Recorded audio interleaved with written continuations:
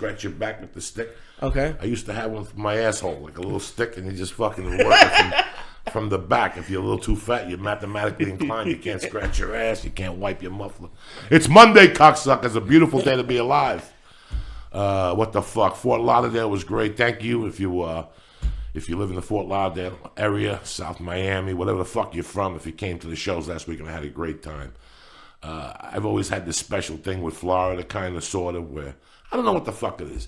Like, when I get there first, I'm like, I'm in fucking Florida. I'm in a swamp, bitch. Yeah. And then it just builds up, and it gets beautiful, and I really had a great time. It's a great fucking club, and that Hard Rock Casino, it's pretty interesting, man. It's pretty interesting that you don't really need to go to Vegas to lose your fucking mind no more. The reason why Vegas is dead, I thought it was because of the economy. Mm-hmm. It's not really because of the economy, because these different cities, I don't know which ones they exactly are, like Atlantic City, whatever. They have casinos, and some of these casinos, I mean, when I was a kid, I went to Atlantic City, I'm like, fuck this. This does not compare with Vegas. This is not, I don't even know why they did this. But now, 20 years later, I'm starting to see it. Mm-hmm. I'm very fortunate. I get to go with Joe to the fights in Vegas, once or twice a year. So I always observe. You got to observe where you're at. And you see the growth, and you see if there's cranes, and you see if there's construction going on. So when I pull into, and then when you go to a casino, I mean, sometimes you go to a casino, and the casino's job is to have everything there you're going to need. Mm-hmm. Everything. They even tell you in the fucking bathroom, you need anything. Come down, a comb, a douche, a fucking tampon, whatever the fuck you need, they'll give you. They have shopping. Whether it's expensive or not, they have shopping at the casinos, They have fine dining, and they also have pizzas, and they have food courts. I don't know. I always get confused. I think for the two fights, they either go at the Mandalay Bay Casino or the other casino, and there's one of the casinos that has a food court. So you don't drop $80 fucking a meal while you're there and you got to stand online. You can just go get a quick slice of pizza at the food court. They have a movie theater. The MGM Grand, I think that's the one. I get them confused, so please don't quote me on this. But I went to the Hard Rock last week, so I'm at the Hard Rock and whatever. You go down the stairs. You got the Hard Rock restaurant. You got a food court, pizza, a deli, Cuban, Chinese. You've got a spa. You've got a pool. You've got shopping. You've got Hard Rock memorabilia. Then you walk outside and have a complete different world. They have more restaurants, a little fancier, swankier type restaurants. They have nightlife. They had bongos.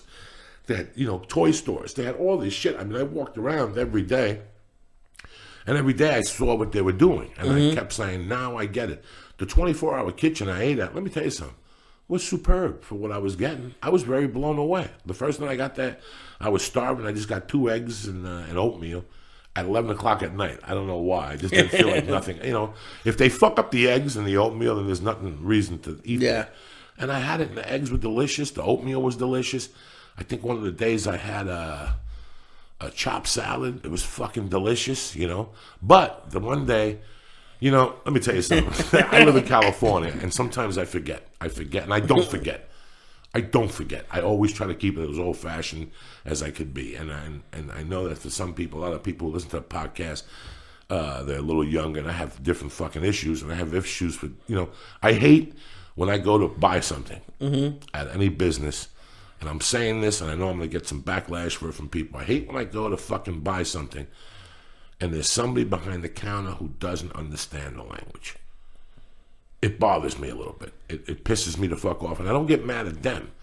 They just come to America. They're looking to strive. I get mad at the people that hire them. Because these are the people that are going to be talking to your customers.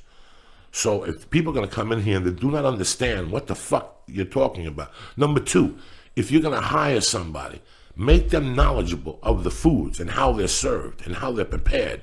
A lot of people look at businesses as investments. I've talked about this with the Northridge Dairy Queen. I went up to, me and my wife moved to the Valley 4 or 5 years ago before Mercy was even a thought. And one night we're on a date night and we go, let's go to Dairy Queen. And we both got Dairy Queen and it was fucking horrific. Really? It was horrific. And we looked at the people who owned it, and absolutely they were from another country. I'm not going to be racially insensitive here. It doesn't matter. My point is that they were fucking somewhere else. And they didn't know a Dairy Queen was. They bought a Dairy Queen because of an investment. Mm-hmm. So when we went in there, we were looking for a Slurpee, whatever. They're like, we don't know what the fuck it is. Those great Mr. Misties? with the vanilla ice cream. And I always liked, they didn't know, and I got upset, and I see it sometimes. Me and my wife go to get spaghetti at this fucking horrific place in Burbank. And last time we went in there, I had to say something to my wife because I'm like, I don't fuck around with these people. They don't know what you're talking about. They don't know how to serve spaghetti. They're from another fucking country. They don't even eat spaghetti in their own fucking culture. How to serve it. Nobody's ever taught them how to serve it. How to fucking the presentation, whether it has this or not on it. What the fuck? So you got to tell them, Terry. So I'm sitting there the other day, and I'm in the East Coast. Now, one thing I love is old Jews. I love old Jews that let you know how the fuck it is, because we don't have this here. I do not have this freedom and this honesty in Los Angeles and anything that you do. I'm in the entertainment business, so the people I deal with can't make eye contact. They won't return your calls. They rather not return a call than give you a no. That is the weirdest thing that I've ever encountered. If I go in and do something for you, instead of you going, Joey, you were not right for the part, they'll avoid contact. Yeah. They'll avoid with everything altogether. So maybe somewhere down the line, they'll bump into you with a job. And it's just creepy shit. Creepy fucking human being shit. Humans don't treat each other like this shit. So they don't look, it's just, it's a fucking, you see these people and they're fucking cunts. In their daily lives, they're fucking pieces of shit. But they try to keep it together. Those people I spot. I spot those people right the fuck off when they try to keep it together, because I know they can't keep it together for that long. Eventually, their true fucking colors will come out. Eventually, within fucking minutes, they'll say something, you go, oh, I fucking get it now. So, that does not happen here. We don't see that here. We do not see people live through their emotions here at all. Their emotion is, people even go to church in this town as a social activity. People will switch religions just to be at a social, oh my God, Jim Norton comes to this church. That's the reason. People are fucking disgusting out here. So the other day I'm in this food court in fucking South Florida, whatever, Fort Lauderdale at the Hard Rock, and nothing looks good. When you walk from window to window and nothing fucking looks good. I want to go to Jadeli. I'm not in the mood for a fucking corned beef or pastrami sandwich. I go to the Cuban spot, everything didn't look that good, and some fucking Swahilian was serving. I go to the fucking Chinese thing, that shit looked disgusting. And I didn't want to sit in the restaurant again. I didn't want a fucking omelet. I didn't want a Philly cheesesteak. I didn't want none of that shit. So I'm sitting there and I'm going from window to window to see what could yell out at me, what screamed my name. And I look over and I see this little Jewish guy, probably like Lee's dad, like that age. That's all. Maybe a little older. All South Florida That's all South Florida is. He's got sandals on. He's got no yarmulke, but his hair's fucked up. He doesn't have a yarmulke on, but I could tell when I saw him, this is my man right here. This is Jew Central. So, so how often does this happen that you see some guy and you're like, I gotta stay here? I just know. I just have a feeling. I feel other people that are like me sometimes. Yeah. So I'm looking at this guy and I'm like, oh, let me just see what this motherfucker's going to do. Maybe he's going to order something that's interesting. And he goes, excuse me. Do you work here, sir? He tells his kid. And I don't know what nationality this kid is. I know he's not American. He's not Spanish. He's not Brazilian. He's something else. I don't know. And he goes to the kid, excuse me, do you work here? And he's kind of nice, the guy. He's opening up very nice. Hi, how are you? He goes, you work here, kid? Yeah. He goes, listen, I need a nice sandwich, all right? He goes, I want this on this with a little bit of this. And he goes, and on top of that, I want some liver. Right? Just like that. I want some liver. And the guy goes, huh? He goes, I want liver. Liver. You know liver. You got liver? It's around here somewhere. He can't find it, the guy. He's like, liver. Liver. You know liver. The guy's like, liver? Liver. And I'm standing right there, and I'm about to, and the guy looks at me like, can you believe this shit? And he looks back at the fucking guy, and he goes, liver. You put it on a sandwich, liver. You don't know what liver is? And the guy's like, liver? Like he keeps saying it. I do not know. Liver, you fuck. Liver. And the guy's trying to keep it together, and I can see his face getting red. He's like 5'2". He's like, liver. I told you liver. Don't you know how to say fucking liver? Who hired you? What the? And all of a sudden, in the middle of his rage, he goes, where's your manager? Maybe that fucking guy speak English. And he turns, and the door swings open. Like, you couldn't write this. The door swings open, and the guy comes out with a dot and a fucking turban. I mean, and he looks at him, and he goes, liver. I'm looking for fucking liver, because the guy was old. Now he's getting upset. He's liver. I want liver on my sandwich. And the guy's like, liver. And he goes like, you don't know either? What the fuck? What? can somebody please hire somebody that's a fucking American? And he says something in this thing, and as he pulls away, he looks at me. We make eye contact, and he goes, tell me about it. I said to him, tell me about it. Now, finally, somebody thinks like me.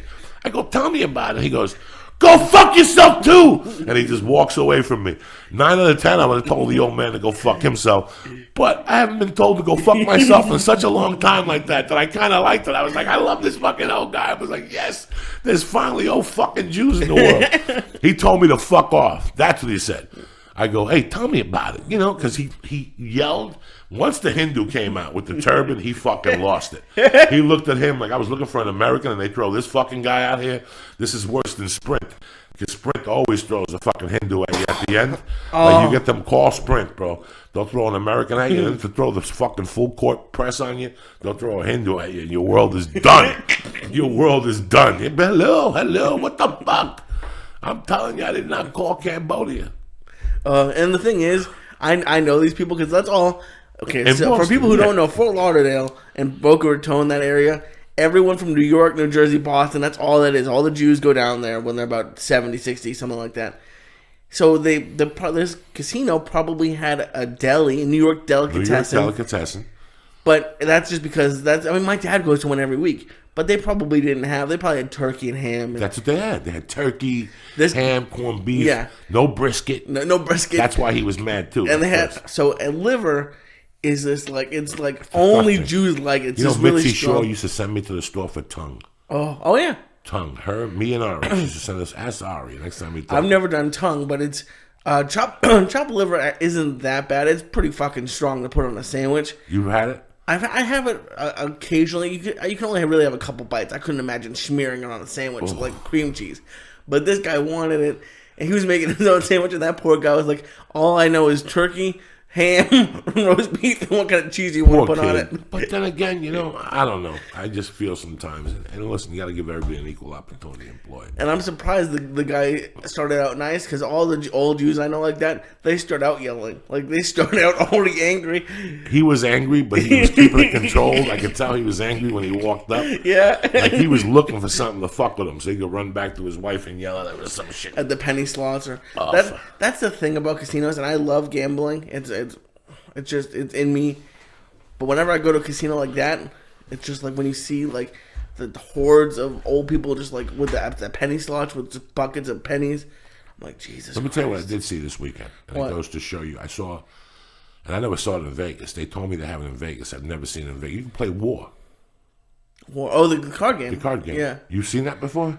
I don't know if I've seen it in Vegas. I've never seen it in Vegas. The guy goes, it's very popular. I didn't see one person playing War all fucking weekend. But when I went and asked the guy on Saturday, I go, so this is just like regular War? And he goes, yeah, $10 a card. I was like, oof. That's not me. I'm a Cuban Jew. I work too hard to fucking gamble $10 a card. But he goes, it's very popular. So I watched the table. Every time I walked by, there was not one person I saw playing War. Probably all blackjack, roulette, and blackjack. craps. I think they don't have craps. They don't have craps or roulette. Really? In Vegas, but I did see like a machine where it's virtual blackjack. A chick is in a computer, hot chick, and she's playing cards. You can't do that. That's just gonna rip you off right away. When it's a machine, they can rig it. At least when it's cards, you have some sort of a chance. So a couple of weeks ago, right, since like you said, you opened up the conversation, a lot of people moved down from the East Coast, to whatever. When you and I did the documentary, we went to a corner one day, and I looked at a house, and I said to you, "That's the house that started my movement." Like that was the final straw in my decision to leave. I got accused of robbing a house. Mm-hmm. My friend called a couple weeks ago, Anthony Veneri. Anthony Veneri is running for freeholder, but he's replacing Thomas Liggio, a good guy. Tommy Liggio's a good guy, the father. We'll get to this later. When I went to a couple weeks ago, I got an email, a Facebook from a friend of mine, a girl that. Freshman year, I fucking went into freshman class, and I was friends with a kid named Michael DeGuilme who came to the Stress Factory, who him and I were very tight growing up. Okay. And he had a friend named Roseanne D'Agostino, and Roseanne came over. We were all Diaz, D'Agostino, DeGuilme. We were all in the same homeroom in high school, and she needed a locker. And I said to her, Roseanne, my freshman year, I didn't know nobody. I go, Roseanne, if you want, you can share lockers with me. So Okay. she had lockers with me, and it was great. I put my books in there. I didn't really. Then she had her friend. Her friend needed a locker. So she goes, "Get my Maria Deldana." What I think that was her name. She's no longer with us. She died in high school like 2 years later. And so me and Roseanne always stayed friends. To strengthen the bond, Roseanne had a brother that I was very tight with. Me and him took a hit of acid one time and got on a bus in New York and took it all the way down to the Jersey Shore and played AC/DC on the fucking big one of those ghetto blasters. And the bus driver kept stopping, going, "Next time you put that thing on, we're going to throw you off the bus." 10 minutes in, we put the fucking Highway to Hell on. The guy would stop the bus. I had 1,000 laughs with D'Agostino. D'Agostino was crazy when I was kids. So I got a call, I got an email from her on Facebook a couple weeks ago saying, "Hey, I see that you're coming to Fort Lauderdale. I'm going to come see you. I'm going to tell the girls." And I didn't know what she was talking about. And she said these two names. And there were two girls I hung out with. One of them I had an encounter with. I was romantically with her for a while when we were kids. And the other one I was just dear friends with. And we all grew up together. We were all in this circle later on. They came into my life from 16 to 22 or something like that. We were always together. And then in the winter of 84, I was fucked up, guys. I was just in bad shape. I broke away from society like in June. I was in love with a girl, and we were dating, and then we broke up, and she started dating her old boyfriend, and I was looking for the girl to save me. Sometimes you're not looking for a relationship. You're looking for a woman to save me. This was my ticket into, having a house and all this shit. In the back of my mind, I thought if I hooked up with her, so whatever happened. So I went, and then cocaine was pretty relevant. It was everywhere. So I got hooked on the cocaine. I was trying to get a job, hold a job in New York, and it was just falling apart. I couldn't make it to my job at 5 o'clock. Somebody said that I did the Eddie Bravo podcast last night, and people were hitting Lee like, "How's he going to wake up in the morning? Bitch, if I tell you I'm going to be there, I'm going to be there in the morning, especially for you motherfuckers." But in these days, I didn't think that way. I didn't give a fuck about anybody or their time schedule or what it meant, I had no responsibility. I didn't claim any. And in that process, they hung out with this other girl named Joanne Liggio. That was a very sweet girl. And I became friendly with her and the mother, the brothers. And one day I went to Cali. After I screwed my uncle over, the one that did the podcast. Yeah. After I tried to rob him at gunpoint, when I got off the plane, I got a call. I called somebody and they go, "Hey, Joanne's looking for you." So I called Joanne and she goes, "My mom said if you ever need a place to sleep, you could sleep here." So I immediately went over there. God forbid I wouldn't pass up an opportunity to sleep in somebody's house for free and mooch their fucking food in those days, So I wouldn't cover that shit. I would just have the money to snort coke. God forbid. So I stayed with them. I think I moved in with them October, like the end of October around Halloween. Mm-hmm. And I stayed with them till like the first week of December. And I got to tell you, people, it was 6 weeks that I didn't make any effort to change my life. Sometimes somebody puts you on a couch and they say, "Joey, this is you. Open the refrigerator. It's all you. All I want from you is to wash your dishes and do me a favor, bro. Get up in the morning and go get a job. Go get a job to help yourself out. So in 6 to 8 weeks, you get an apartment here. You can stay here for free. I'm not going to charge you. You've done it with people. Mm-hmm. You can stay here for free. I don't want nothing from you. All I want you to do is wake up at 8, keep this clean. I don't want no fucking, don't put drama in my life. But most important, if I'm going to give you this opportunity, 2 or 3 months to live rent free, get a job." Mm-hmm. You think I got a job? Fuck no. I wanted to be Johnny Coke dealer. I wanted to be Johnny Coke dealer and Johnny Mafioso and sell coke and burn people. So one day, like December 12th, I never forget the date. She comes to me and she goes, "You got to go." Just out of the blue. She goes, "I'm throwing you out. You haven't made any effort to fucking do anything with your life, and you haven't stopped snorting coke." And it was true. I'm not here to tell nobody I wasn't. And I took my little army bag. In those days, I had an army bag filled with clothes and a couple pictures, and I fucking just lived on the streets. That was the last 3 weeks of December when I basically just lived on the streets. Now, you talk about the East Coast being cold. I lived on the streets. I took my luggage to a friend's house, and I would pick through clothes at night and change and take a shower wherever I could. And it was just a horrible living. It was a horrible way of living.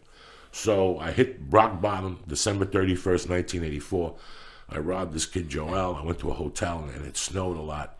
It snowed like 2 feet of snow, and I knew they were going to come get me. I had like $2,000 of that money, and I called my teacher, Mr. Terranova, that's called the podcast, and he picked me up, and I left that area forever. And that was it. I went up to Mr. T. I stayed clean. And about 3 weeks in, I get a call. I call a friend of mine. They're like, dog, what the fuck did you do? And I go, what are you talking about? And they go, the cops aren't looking for you, but somebody robbed Liggio's house. And they know it's you, man. And I go, dog, are you fucking kidding me? I haven't even... At that time, when the Liggio house had been robbed, I was never even in that area no more. I owed $20,000. My godfather was looking to kill me. My stepfather was looking to kill me. God knows who else was looking to fucking put a bullet in my fucking leg. Trust me, I wasn't going to go back to West New York, North Bergen, Hoboken, none of those fucking spots. So he tells me this, and he's like, bro, you robbed the house. And I fucking called another friend of mine, and they're like, yeah, we got the call last night when they were at the football dinner. Somebody broke into the house and took all the jewelry and shit. Now, the other part of the story was that Joanne Liggio's mother was a degenerate card gambler. And I knew, because I knew people in Hoboken, I knew different people, that she owed money. Okay. She owed money, and she had been borrowing money from her daughter's college fund. I knew all these things. That I knew them. You know, the daughter didn't know, the husband didn't know. This was before he became freeholder. This was when he was down and out. He had lost his job at Pepsi. So I get this call, you robbed the house. And I'm like, I didn't rob no fucking house, But it didn't matter. Listen, I had everything against me. I had no real alibi. T was like, he's here with me. So what did I do? I called the chief of police in North Bergen, who I knew dearly. I hung out with his son. And I said, Mr. B, I've known you a long time. I've eaten at your house. Listen, I've done a lot of bad things. I robbed this. I did this. You know that. And he laughed. I go, but this thing I didn't do. If you want me to come down and give a statement or get fingerprinted or whatever. And he goes, listen, something ain't right, but I'll get back to you later. So I guess that they broke in, but there was no real break-in. There was no. That's why she thought it was me, because there was a key. I never really had a key to the fucking house. I just knocked and they let me in, or I had the back door was open because the two. So they accused me of robbing the fucking house. So this is all over the place now, and I'm trying to fight back. I'm trying to call everybody. Now, why, for someone who's done all that stuff, why did it bother you so much? It bothered me because I didn't rob it. At that time, everything that got robbed was me. Mm-hmm. Every time. And then a week later, they go, oh, no, it was the sister. And I get fucking, somebody robbed somebody, and then I would get a call. Hey, bro, did you hear what happened downtown? They broke into whatever's house. And then a week later, it was the 3 Puerto Ricans down the corner. So I would always get vintage whatever. Okay. Vindicated. So even though you were doing it, when you didn't do it, you're like, it wasn't me. It was. There was a point where everything that somebody did, it went back to me. Mm-hmm. If I was even in that fucking area. And sometimes I was responsible for it. Yeah. And sometimes I wasn't. For some reason, guys, this one really bothered me. This was at the tail end of a part of my life when I was in bad shape. And when she threw me out, it hurt me. Because I told my friend, I knew a lot of shit about the mother, like I'm telling you right now. I knew a lot of shit about the mother, and I thought we were good friends. And I understood her throwing me out of the house. Hey, I understood that. I wasn't mad about that at all. This went on, and it ate away at me. It ate away at me that she thought I robbed the house. And I knew the truth. I knew that it was an insurance scam for her to get the cash back, and I knew a lot of little things. She had pawned the jewelry. She was getting her jewelry estimated. So I knew something was in the horizon, and I got to tell you, it really bothered me. But it made me who I am today. So this went on. This rumor went on. And I called one of the girls, not Roseanne D'Agostino. This is 85. I called one of the girls, and her and I remained friends for a while, even though she was tight with Joanne Liggio. Okay. This girl, Tasia, and I remained friends for a while. And then Tasia got into her own hassles. Her and her boyfriend killed a couple driving. It was fucking crazy. It was dreaded. They were drunk. Tasia got vindicated, but the boyfriend ended up going to jail. And I left. No, right before. I didn't leave yet. And her and I were very tight, this girl Tasia. But as time went on, our relationship, and it was because of the Joanne thing. Now, the other girl, who I was romantically at one time with, Lisa, I called her one day. Me and my buddy were thinking of taking a vacation. I called her one day and I go, hey, me and my buddy are thinking of taking a vacation. I want you to sell me the package. And she put me on hold, and then she picked up the phone. She goes, listen, I got to tell you something. I really don't want to do this for you. I really don't ever want to talk to you again. I can't believe you robbed Joanne's house. She goes, this is the end, last conversation we'll ever have. And that really destroyed me. Mm-hmm. Because we weren't romantically involved then, but I considered her a friend. But not, in a way, not really. You know, I knew I knew what it was. I knew what time it was. So eventually, within time, they both stopped talking to me. Mm-hmm. And that really bothered me. And today, I could look you in the eye. I mean, we've discussed a lot of things on this podcast. I didn't rob that fucking house. I wasn't. It wasn't even in my realm at that time. I was trying to get out. I was trying to really, like, that's it. I had gotten away with murder. Yeah. So why would I want to fucking go back, you know? So when Roseanne hit me up a few weeks ago, she told me, she goes, I want to come to your show. My husband, I go, no problem. I go, but listen, I'm dirty. You know, I just, guys want you to know, I know the style of comedy you like, because she always posts what comedians she goes to see. Okay. So when I was down this weekend, I didn't even think about it. But when I hit her back with the message, she hit me back that she was going to invite those two girls. Okay. Those two girls all live in the same neighborhood with other people from my hometown. Wow. So I told her, and I never heard back from her. You know, she probably went to those two girls and said, he's coming. And they go, are you fucking kidding me? Don't you remember what he did? Da, da, da, da. Did it bother me, bro? A little bit. It bothered me. It did. If you know about me, it really didn't bother me. But it just struck me wild that I had the relationship I had with this girl. Even if she went to them and they told her that, I thought that this girl would at least go, you know what? You guys don't want to go?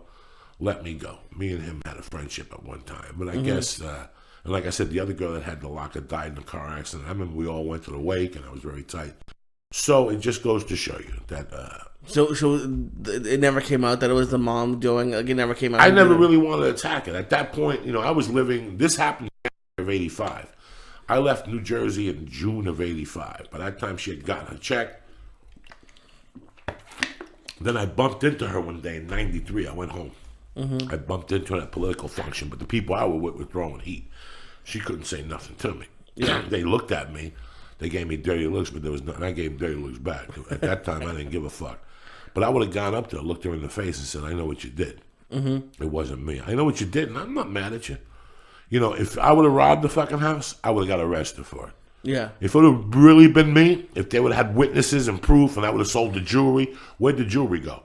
You know what I'm saying? At those days, you could track jewelry still. You could track it. Mm-hmm. Where'd the jewelry go? As soon as they put an alert out, the feds or the cops send fucking paperwork to all those, they fax paperwork to all those jewelry stores.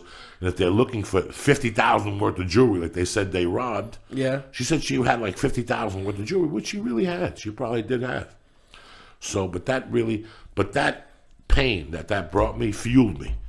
It fueled me. And if we remember when we shot the documentary, we shot it. I had that piece in there. Yeah. I never aired it because I didn't want to make the documentary negative. I didn't want to. At first, when I had the plans to shoot the documentary, our plans were to take you to the places I robbed and stuff. I didn't want to show you the bad things. I wanted to show you the good things. And that's why I did that. I had that piece in there. Remember, you shot me. Mm-hmm. You shot it right in front of the house. I go, this is the house I got accused of robbing, blah, blah, blah. And today, I really don't give a fuck about them, you know. I feel bad that we don't talk. I feel bad that they fed me at one time, and I don't have a relationship with them. I'm sure they see the articles they put in my hometown paper about me, and I don't know how they feel or whatever, but I really don't give a fuck. That gave me the fuel, that accuse, to be honest with you. You know, it's like having a jar of mayonnaise, and you're trying to open it, and you can't open it, and you're working it for an hour, and then your grandmother comes in who's got arthritis in her fingers, and she goes, and she cracks the fucking can. Yeah. That situation was the catalyst. It was responsible for setting me out in the world. Yeah. Because that's what made me want to prove that I wasn't that person. Mm-hmm. So I keep that theft close to my heart, that accusation, because it fueled my rage. Oh, yeah, man, I can see, It fueled my fire. It really fueled who the fuck I was, because I didn't care about... I robbed a lot of shit.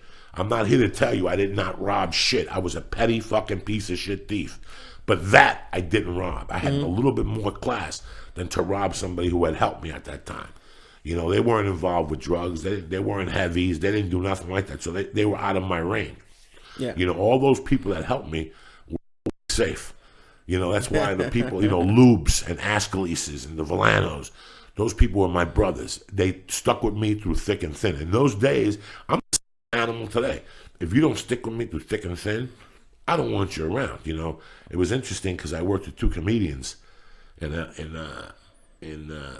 Fort Lauderdale this week, and one of the guys I knew from L.A. And when I used to do the podcast with Felicia, she used to have this fucking friend, this Jeff. I don't know what his fucking name was. He books Montreal or some shit now. He books Montreal. Jeff, I don't know what his fucking name is. And it's funny because this kid said to me, he goes, Joey, man, I'm watching you on stage and everything's working out. And he goes, years ago, you had a lot of people that were really down on you. And he goes, this guy especially. And I remember he was at Felicia's one time. And I shook his hand, but I knew that, first off, the guy's a gay guy, that he needs a push. Those guys that are fucking flaming inside, but they just need a push. They need a guy to grab them by the neck and go, tonight you're going to suck my cock, and I'm going to set you. What's that word when you break a woman out? What's the pimp say? I busted her out and shit, like I turned her out. Oh, yeah. That's what he needs, a guy to turn him out. Okay. And it's funny, he booked, I forget, Jeff, whatever. I think Stanhope had a problem with him too, because the guy used to charge classes to teach stand-up, and Stanhope went after him. And it's funny that this kid came up to me, he goes, who really used to, every time I'd see him, he'd say, stay away from Diaz, he's trouble, he's no good, and type of shit like that bothers me a little bit. Yeah. Because these are the people that talk to the mainstream people, and I know that half of these fucking morons are a bunch of, they don't like dealing with me, half of them, because I tell them the truth. Mm-hmm. I tell them how I feel, and that's not what they want to hear. They want you, oh my God, it's such a pleasure to be. No, it's not a pleasure, because I know you don't give a fuck about me. You have to do this because you have to do this shit. Mm-hmm. But it's so funny how these people, it's tough to live your life, and you make your own bed, man. I made my own fucking bed. I'm not here tapping out or crying or, I got a bunch of fucking things this week from people, things ain't going my way. Then you got to work a little fucking harder, guy. You got to goal it up. Goal that motherfucker up on a Monday. Goal it up and go for it, But I've done a lot of things, and one of my goals was always to, listen, you're not going to overcome, you're not going to change people's minds. You're never going to, once a person has a perception of you or whatever, you're not going to change their mind. The only thing you could do is keep pushing forward. And eventually, even if they don't like you, they gotta look at you and go, that motherfucker's a savage. Maybe I don't like this, but his character is spot on. All I always wanted to be. I always knew to redeem myself. And what I had done all those years, my character was in. I always had character. I always had fucking character. If not, I would have robbed them. Mm-hmm. I always had character. If not, I would have robbed them right there at fucking gunpoint. But that's what I always strive for, to build my character so somebody could say, and I know half these people don't fucking like me, these comic people, and you know what? I really don't give a fuck. That's the reason why I'm here. When I walk in the room with my cock in my fucking hand. I don't give a fuck. I'm not scared of none of these motherfuckers. And that's why, this podcast is ha-ha, he sometimes, but on fucking Monday mornings, I come in here fueled up, and it's just to let you know that, you know what, man, who gives a fuck? Somebody this morning hit me up, I don't want to go to my job, or I don't like it, should I quit? And I go, you can't quit your fucking job, but you know what, go in there and give it a shot. If somebody don't like you, having a problem with your boss, go in there and let them know you're fucking better than they are. That's the only way they're going to give you the fucking props. And even if they don't like you, I don't give a fuck. I don't want to go to your house to watch TV. I don't want to go eat with you or hang out with you. Fuck you. But you will fucking respect me. And you will fucking respect what I do. Mm-hmm. And you will respect how I fucking compose myself and how I handle myself. And that's all you want from people. I don't give a fuck. I don't want no thank yous and no hugs or nothing. I just want people to know this guy's a hard worker. He works hard. He does what he says he's going to do. And he fucking comes through, and that's the most important thing, man. Well, did you hear what happened? It's interesting you brought this up. Did you hear what happened in football this weekend? No. So the Philadelphia Eagles released a wide receiver named Deshaun Jackson. Right. So and they released him right like the day an article came out saying that he hangs out with gang members. He grew up in Compton. And what he's saying is what all what police have come out and said is when you live in a place like that, you're gonna grow up and you're gonna know people who end up like that. Yeah. So they released him. He didn't do anything. It's not like Aaron Hernandez who killed somebody. They released him, and they said he had some issues. He didn't get along with the coaches or whatever.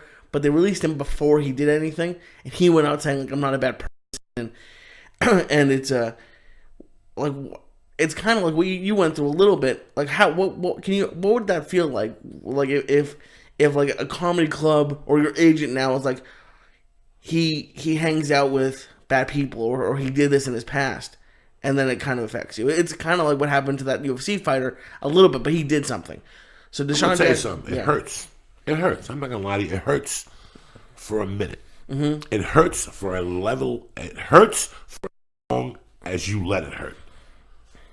Okay, people, always remember that. This shit's gonna hurt for as long as you let it hurt you.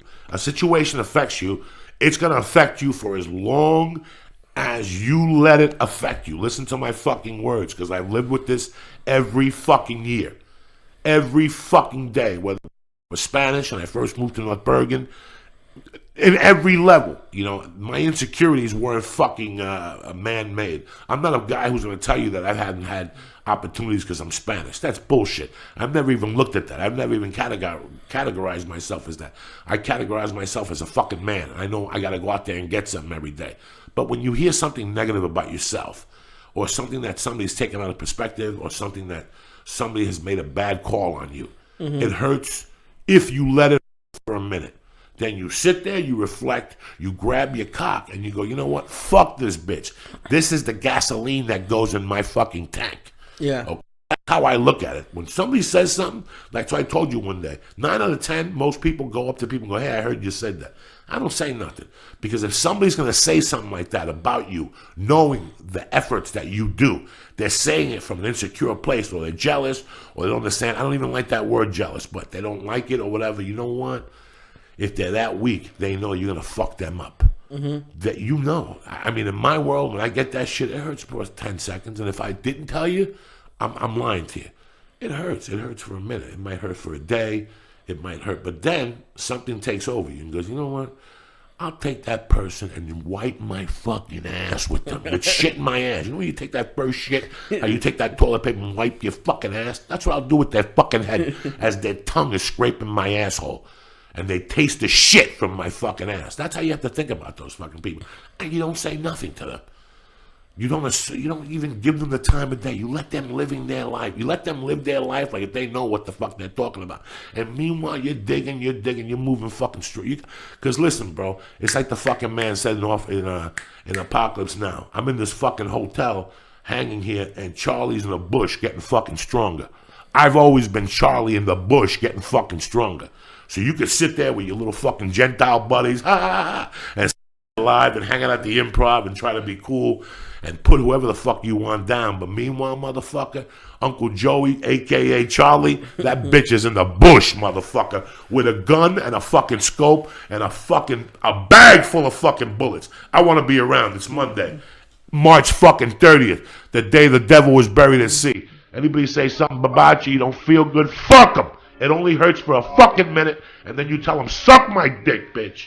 Out of respect. Tony Bennett on a fucking Monday, cocksuckers.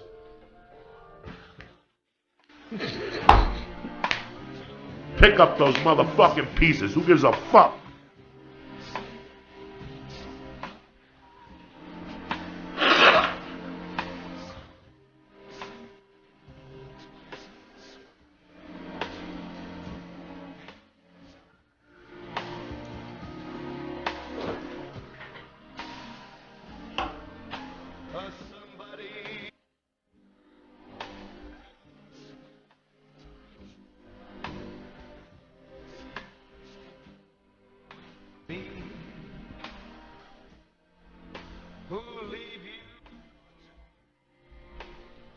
That misery loves company. So it's crazy. I didn't even feel the earthquakes this weekend. I don't know what it was, but fucking... You were fucking. No, I wasn't. You were eating that ass like a fucking Mexican soldier. Beforehand, yeah, but... fuck, I didn't bring you the corn. I'll bring you the corn tomorrow. What made you think of the corn? Open up my sinuses? No, because you said Mexican. We were before... But no, not during. We didn't feel either one. And I called Terry because I knew you were in Florida. I was like, fuck. Yeah, people called me right away and said call home that there was an earthquake. So that's the type of people I'm fucking involved with. You want me to tell you why I feel good today? Why? Because I took that on at 180. Okay, that one. I took that shit before and after the fucking plane, man. They sent me a big box of it, and I tell you what, I'm tired. You know, I'm a little tired today. I'm going to take it easy. I don't have a big day. So I thought I had to go to 11 to 12. I thought I had to go to the library with my daughter. They do like a read story time. I was going to go down there with her and see what's going on. Torture some motherfuckers, read some books and shit. That's good. They had that. They had that in elementary school. Like you could come in and the parents would read a book. And my dad did it once, and he took it really serious because he was on the radio. So he listened with his big radio voice. I can definitely see going to kindergarten reading some stories to some kids. It's a mommy and me group on Mondays and Wednesdays, but it's not it's not for the next 2 weeks, so it's on Wednesdays. So okay. That's why I was going to do the podcast Wednesday at 11. But I got to go to storybook fucking reading time, so that's what it is. What the fuck it is. But that's why I felt good. I could tell that I never used to take I never take Alpha Brain before I go on a plane ride. But the 180, I take a little thing right there, right on the plane. As soon as I get on, the guy goes, "You want water?" Boom. I open up the package, dump it in there, drink it, and then when the plane lands, I do another one, and I'm fucking good. Like, I never really have jet lag. Yesterday I slept for 2 hours, but it was because I was tired. You know, I went to bed at fucking 2 and got up at 5. So. And you went through a period a few months ago where you're getting a lot of ear things and you were getting sick for a while. So you might you've been taking that for on the plane. Because you've been like what 6-7 weeks in a row now or close to it. Oh no, I don't fuck around. But it was very weird. I'm taking a lot better care. I know how to do the road now a lot better. So there's little precautions. You take the immune. I take the immunes. I take the Shroom Tech. The other one, not the sport, but I take the other one. The immune. Yeah. So, you know, you get on a plane, 6-7 hours, you gotta protect yourself. I heard they make this, I was talking to a buddy of mine from Australia last night. He says they make this thing that you buy at the airport, and you drink it every hour or something like that for your body. It puts a lot of vitamins in your body. You know, when you fly, there's radiation on planes. There's so many fucking things on planes.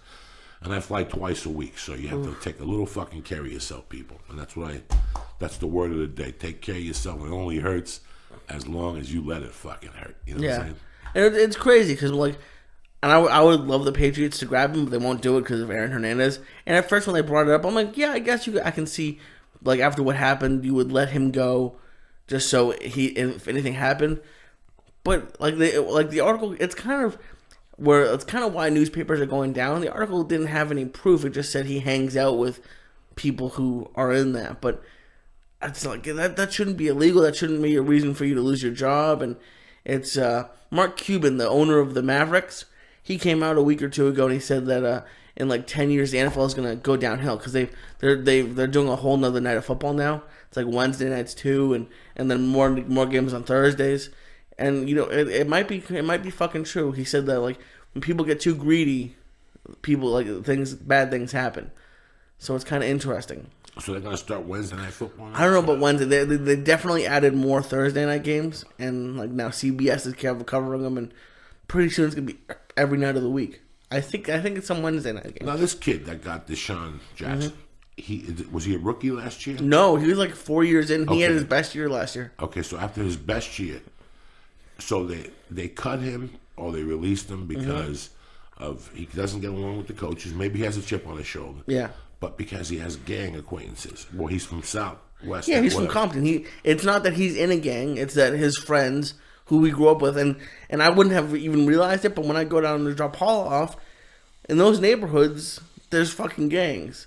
And it's just some of the people who live there are very nice old people, and some of the people are gangs. And it's just, when you grow up in those areas, you're going to have friends you go to school with that are in the gangs. That's what they said, and it's... listen, when I went back to fucking the Stress Factory, I realized I had some friends that were heavy duty myself. Yeah. That over the years, they you know, this week in Florida, some guy came up to me and he goes, "I'm your friend's partner in the book business." Jesus. You know, a kid I grew up with. And I knew he had a partner. And the guy goes, "My name is this, and I'm his partner. I've been with him for 20 years now, and he couldn't come, but he sends his love. I'm down here." So, you know, when I went to the Stress Factory, I saw a couple motherfuckers I'd been in high school with that now, you know, back then they were doing little things, but now, and a couple of them told me, man, they were like, "Bro, we got your back. You need anything. You know, you want to perform here, you want to do this, we could take care of you." So I took their cards and their phone numbers, and hey, man, this is who I grew up with. This is who the fuck I am. You're not going to abandon them now? No, I don't give a fuck. I'm going to fucking abandon them. They never abandoned me. Yeah. One guy I saw that I did 1,000 things with, and I always knew who he was. That's why I did the things with him, because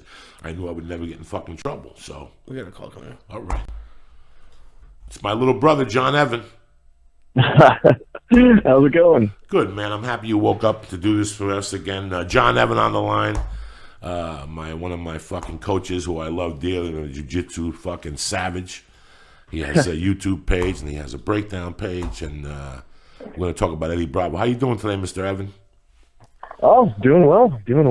This you guys get up early for this show, huh? Yeah, we get up early, man. We want to get to you first. We want your information out there first, John Evan. You know what I'm saying? That's great. It's a good way to wake up. Nah, I woke up. I went to bed at like 12, so I was tired when I woke up at 4:30. But you got to do what you got to do, John Evan. Fuck it. No, for sure. You know, great. people. You know, I get emails every week, and some weeks I get emails from people that, you know, things aren't going well for them. And I ask them, you know, do you get up early? Do you try a little harder? Do you? And this is it. You get up a little early some days. You're right, you know, and the whole day's in front of you. So. Yeah, that's it, John Evan. Great. John Evan, I'm watching these fights the other night, and I thought about you the whole night when I was watching Metamorus 3. I felt like you were right next to me, you know, and because you taught me some stuff, and I didn't know a lot of the high-level stuff I was seeing, watching, but that's why I have you on today to break it down, and we'll break down Eddie's, because that was the main one people are still talking about today. A couple of weeks ago, you and I were doing something. You were teaching me a few moves, and you mentioned to me something that Kenny Florian mentioned the other day. He goes, you know, Eddie's known for his rubber guard and this, but his real world is his grappling and his side control. Yeah, and his half guard too. Right, the half guard. I'm sorry, not side control. His half guard, and we saw it the other night. Break it down for me, John Evans. Yeah, I mean, if any of you haven't seen that Metamorus event, I highly recommend you watch it. I mean, it's just not often you get to see high-level grappling put on into such a nice production. Like, you know, typically you can go to the Worlds, and if you're there in person, it's really something to see. A lot of the people come up from Brazil, and some of them chant at each other, and it's crazy, but if you're there live, you're not going to see it with any kind of commentary. If you watch the live stream, you can see some commentary, and that's it helps a lot. It helps give context, but unless you do the sport, the commentary has to be really good to give it context, because otherwise, I think that's the problem with jiu-jitsu, with sport jiu-jitsu.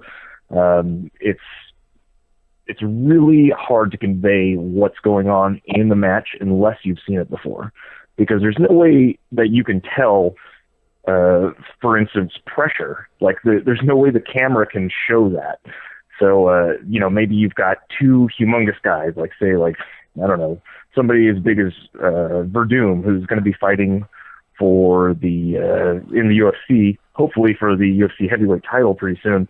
He trains at my gym sometimes under my coach Cabrinha, and he's a humongous person.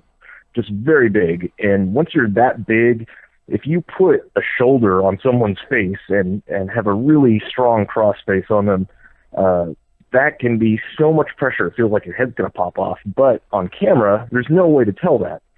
So you really need good commentary to give it context. And the last couple of Metamorphoses, I didn't think really had that so great. But this time they had Kenny Florian, who commentates for UFC, so he's an old hat at it. And then he also had Jeff Glover, who is one of the best American grapplers and just an all-around good guy too. So the two of them really, I think, brought that across to the audience. So you didn't have to be such a jiu-jitsu nerd. You can be kind of more of a casual viewer and still see what was going on.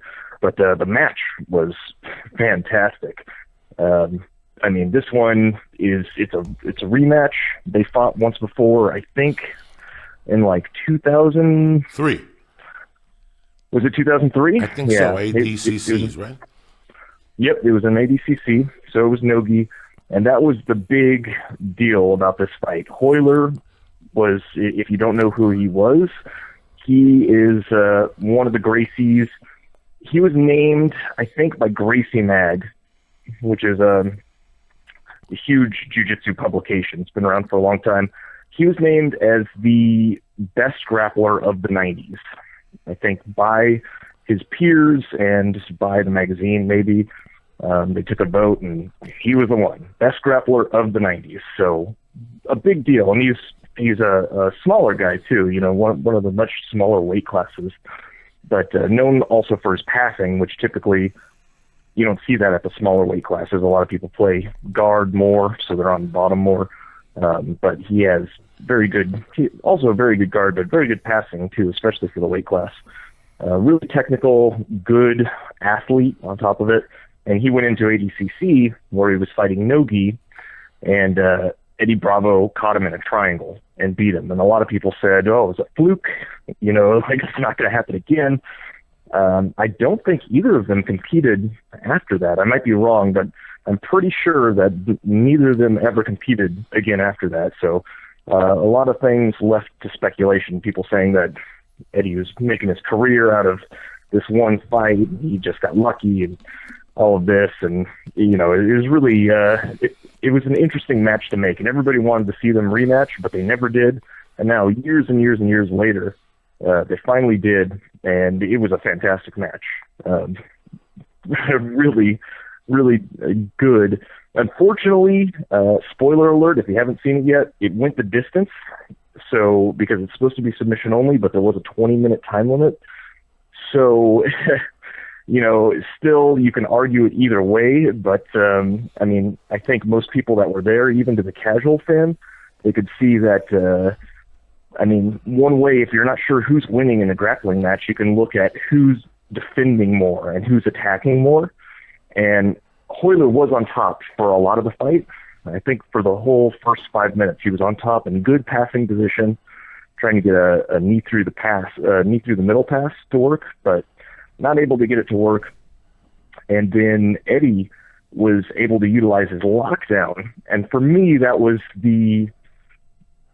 kind of like the most surprising and, in a way, the saddest part of it, too, because the lockdown is not just Eddie's move. Eddie kind of popularized it, but it's a common jiu-jitsu move, and Hoyler seemed to have no answer for it. He didn't know how to get out of it. He wasn't doing the right stuff. He was straightening his leg most of the time, which is the opposite of what you want to do. And he looked a little lost, and because of that, he got swept a few times. He swept back, and he stayed on top.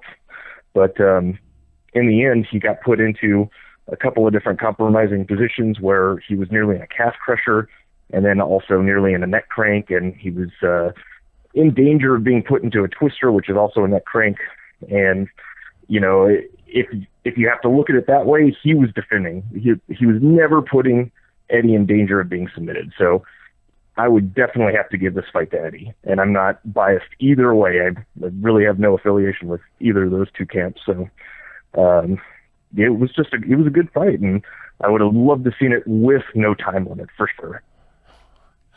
Just go till somebody passes out? Yeah, I think so. Even though you could argue that favors Hoyler because he seemed to be the better athlete out of the two, even though Eddie was still pushing pretty strong towards the end.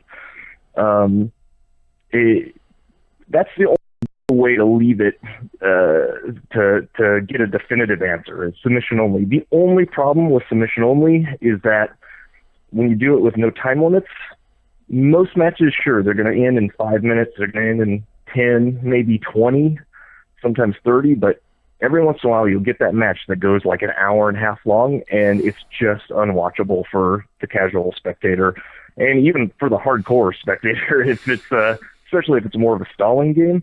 If it's like an hour and a half, it's hard to make time in your day for that, and especially if there's like 5 more matches.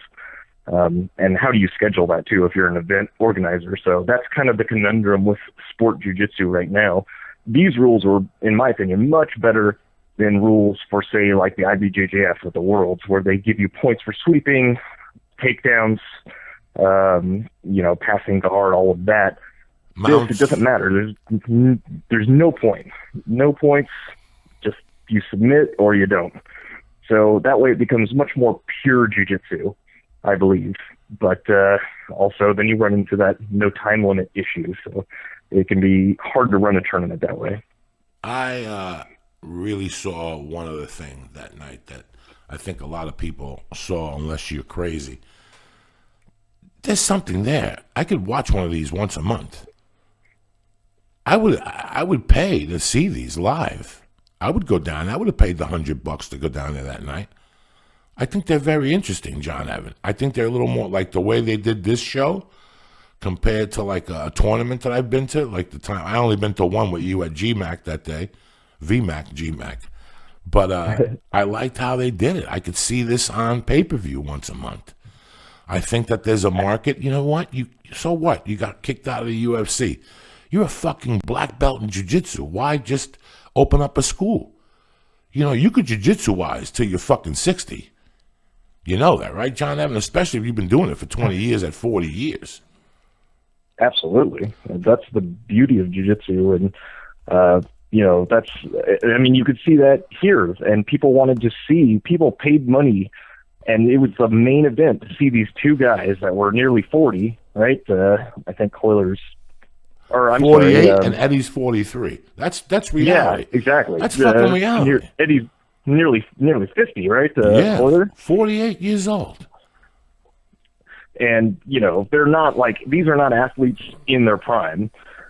And watching these two guys, and first of all, too, what amazing athletes for being well into their 40s, you know, especially for Hoyler, and being able to go 20 minutes in a match, which are being videotaped. And both of you can't imagine the pressure on these guys. Like, if you've never competed before, and, you know, it's a completely different thing. But also, when you get to that level, Eddie Bravo owns the 10th planet system. Like, if you see a 10th planet out there, it's associated with Eddie Bravo. A lot of pro fighters in the UFC come to him. You know, Hoyler Gracie being named, he's a Gracie for one, so it's a lot of pressure right there. Like, you can't be a Gracie and be bad at jiu-jitsu. It's, you know, it's just not accepted. And also being named the best fighter of the 90s. He's a legend. He's the son of Helio Gracie. It goes on and on. So much pressure. And you have all these students and everyone that looks up to you. And you get out there and you haven't competed in 10 years. And, you know, you have an adrenaline dump, and you still, not being athletes in their prime, they went out there and they put it on the line, and they just really went for it over 20 minutes and had an amazing showing. I thought it was awesome, and that's so hard to do for, you know, the average 20-year-old would have a really hard time with that, but they pushed the pace the whole time. It was an exciting fight, which is more than you can say for a lot of fights. And, man, I don't know. I thought it was great. Like I said, you know, you've been teaching me for the last 9 months, and I watched some stuff that night that was just amazing. I had never even seen before. I don't know what they were doing. You know, one thing I learned from you was patience, John Evan. A couple of weeks ago, we were messing around, and I said to you, you were going to teach me a north-south choke, and I'm fucking 300 pounds, and you're barely 160, and I laid on top of you, and I could hear your fucking ribs crushing. But you're like, no, you're okay. And I'm like, what? I love this guy. And you fucking, you know, you had patience. You're like, okay, he's 300 pounds. There's nothing I could do about that. All I could do is keep my composure, breathe, and I'm going to get out of this. And you fucking did this little shrimping shit. And next thing you know, you were out of it. Do you know how long it took Eddie to get that lockdown last night? It was a while before he could get into it. It took him 5 fucking minutes to get the lockdown last night. So he first got the one hook, he said, the Black Mamba. And then he went for the lockdown, and he goes, it took him 5 minutes to get it. That's patience. And then he spoke about the electric chair, how he works on that a lot.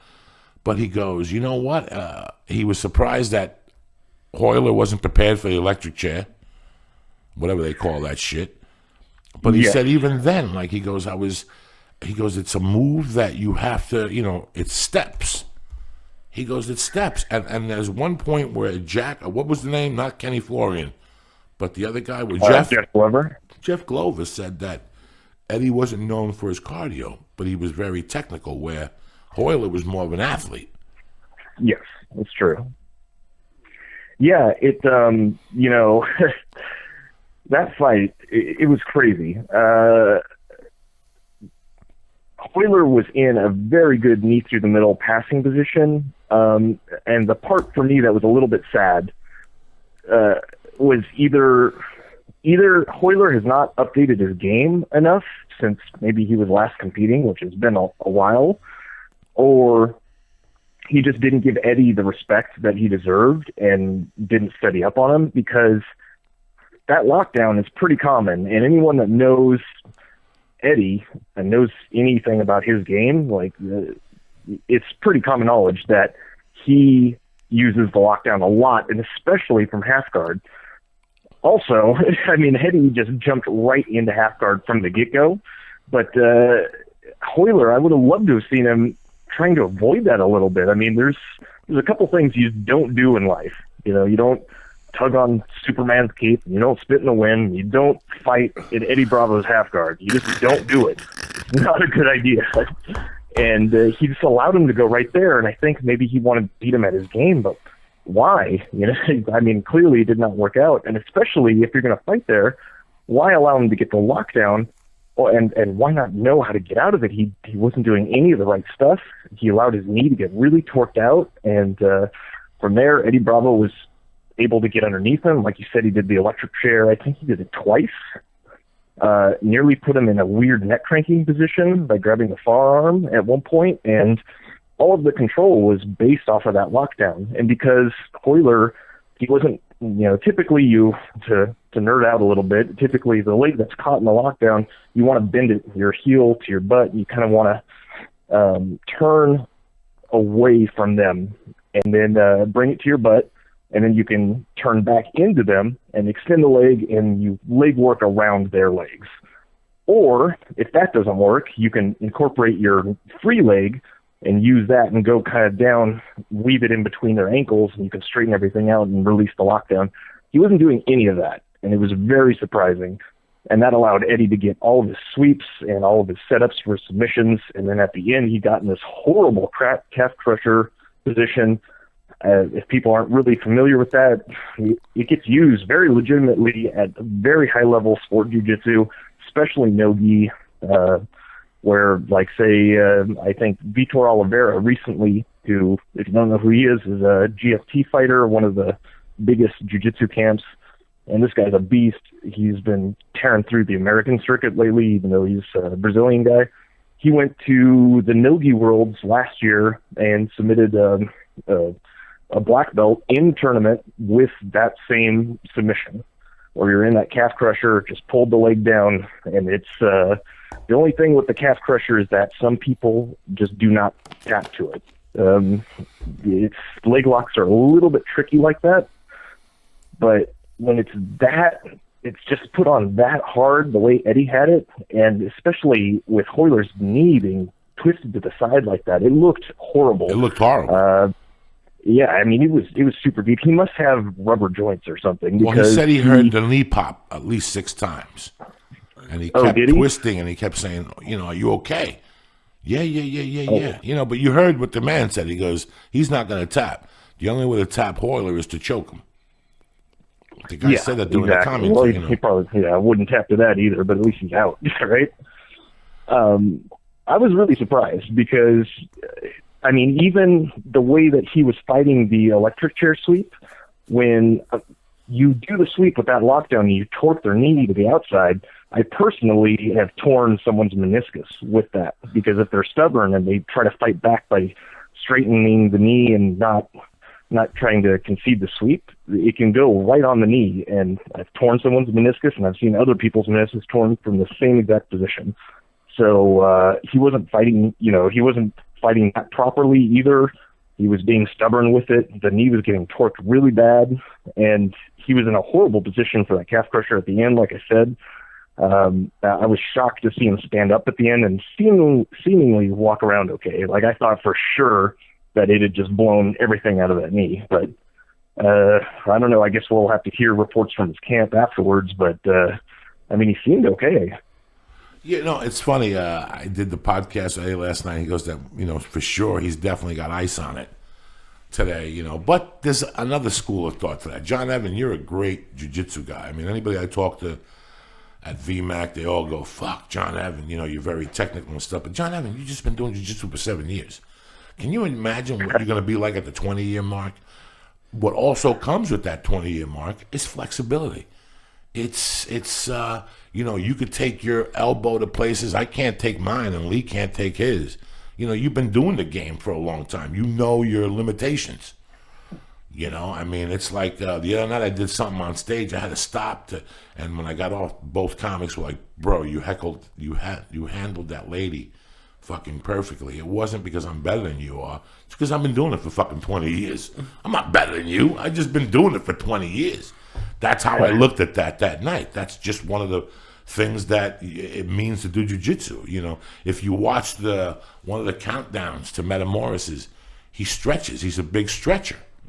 We all stretch our hamstrings and, twist around, but when do we really get deep into our ankle and switch it around? And when do we really do those deep stretches, which is what is needed for jiu-jitsu if you really think about it, So Sure, no, definitely. And he said it. He goes, it's 2014. It's not just going to the jiu-jitsu thing anymore and doing hip escapes and rolling. There's so much more if you want to get that much better. So, the conditioning is great for, all that stuff. Like I said, you could pop my fucking finger, but I know there's jiu-jitsu guys that, they're great. You can pull that finger back for hours and nothing happens. No, it's true. There's definitely a level of conditioning for flexibility in joints, and just Dean Lister, who actually competed in this too, also talks about it, that you've got it's nearly like a conditioning for submissions. You start to build a tolerance after a while where, not for chokes, because for chokes, if you get choked unconscious more than, a handful of times, then it starts your body actually, just like in boxing, when boxers start to get knocked out more than a couple of times, then their chin knows somehow that, okay, well, I can stop all this trauma, and by just putting this person to sleep, then you do that, and then the guy starts passing out real easy. Same thing with chokes. If you get choked out more than a handful of times, then you barely put pressure on the neck, and the guy will pass out. But other than that, as far as like joints go, you can start to condition, especially for foot locks. For straight ankle locks, you'll see a lot of the top guys that have been put in a lot of horrible straight ankle locks that would separate the ankle from the leg, or just tear some of the ligaments down in the foot, and their feet are kind of like flopping all over the place, and there's no expression on their face. They're fine there, and the guy could be in a really terrible, deep belly down foot lock, and the guy's fine because their legs have just been so battered over the years that the feet they're just loose and they don't care. So there's definitely a level of conditioning that comes with just training for a long, long time. It's and that I'm really happy. That may have played the factor. So no, that definitely was.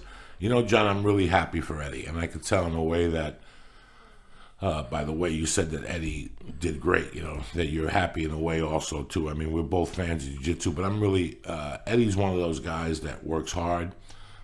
Do not get me wrong. He's fucking crazy as cat shit. He's crazy as cat shit, but that's what makes Eddie Eddie, and that's what makes his jiu-jitsu. What makes you wake up one morning and go, you know what? I think I got a way to do this. I think I got a better way than the Gracies. And he's not saying that. He's never said that. Eddie has never, ever said that. He's just said, I have maybe a different way to look at this. That's what I mean to say. I got a different way to look at this, and if you do this, what he was saying was that, if you're going to be fighting in MMA, there's no gi. So why train with the gi, learn all these different things? And I'll tell you, I'm in the same position in my career. He's a come from behind type of guy.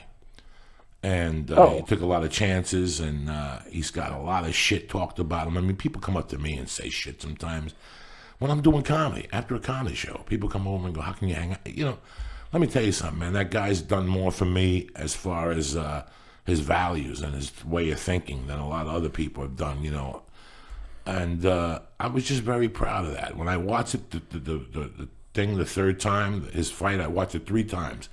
I watched it at the comedy show, I watched it on the plane, and I watched it yesterday. The third time, I was overcome with tears because I know what it's like to have people say shit. And he's always been, proving somebody wrong, and I give him props for that, man. That he just wanted to change. He just had a belief, and I'm sure you have beliefs about jiu-jitsu, John Evan. You're very good at what you do, and I'm sure that you have. You've even taught it. You've even said to me, "Listen, this is how they teach it at most schools. This is how I teach it."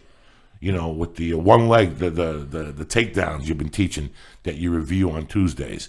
You know, if you look at the UFC and you look how they do takedowns, you're picking up your head, you're using your back, you're doing a deadlift, and then you teach it this way that it's just push him this way and let his body do the work.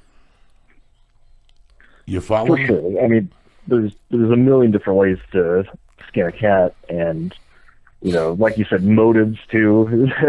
Like, you know, Eddie might be crazy, you know, quote unquote, but I mean, honestly though, it's like, who's to say Eddie's any crazier than Hoyler, who lived, ate, slept, and breathed jiu-jitsu for every year of his life? You know, like, that's not a normal life either.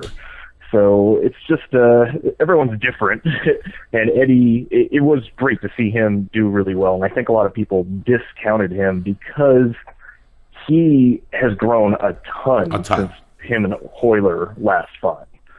You know, like, I think people forget that he was either a brown belt or a new black belt when they fought. He was a brown belt. And yeah, and so much time's passed. He's opened up. He got the whole 10th Planet thing going, and he's got multiple schools and trains with a bunch of top people, and his game's completely different.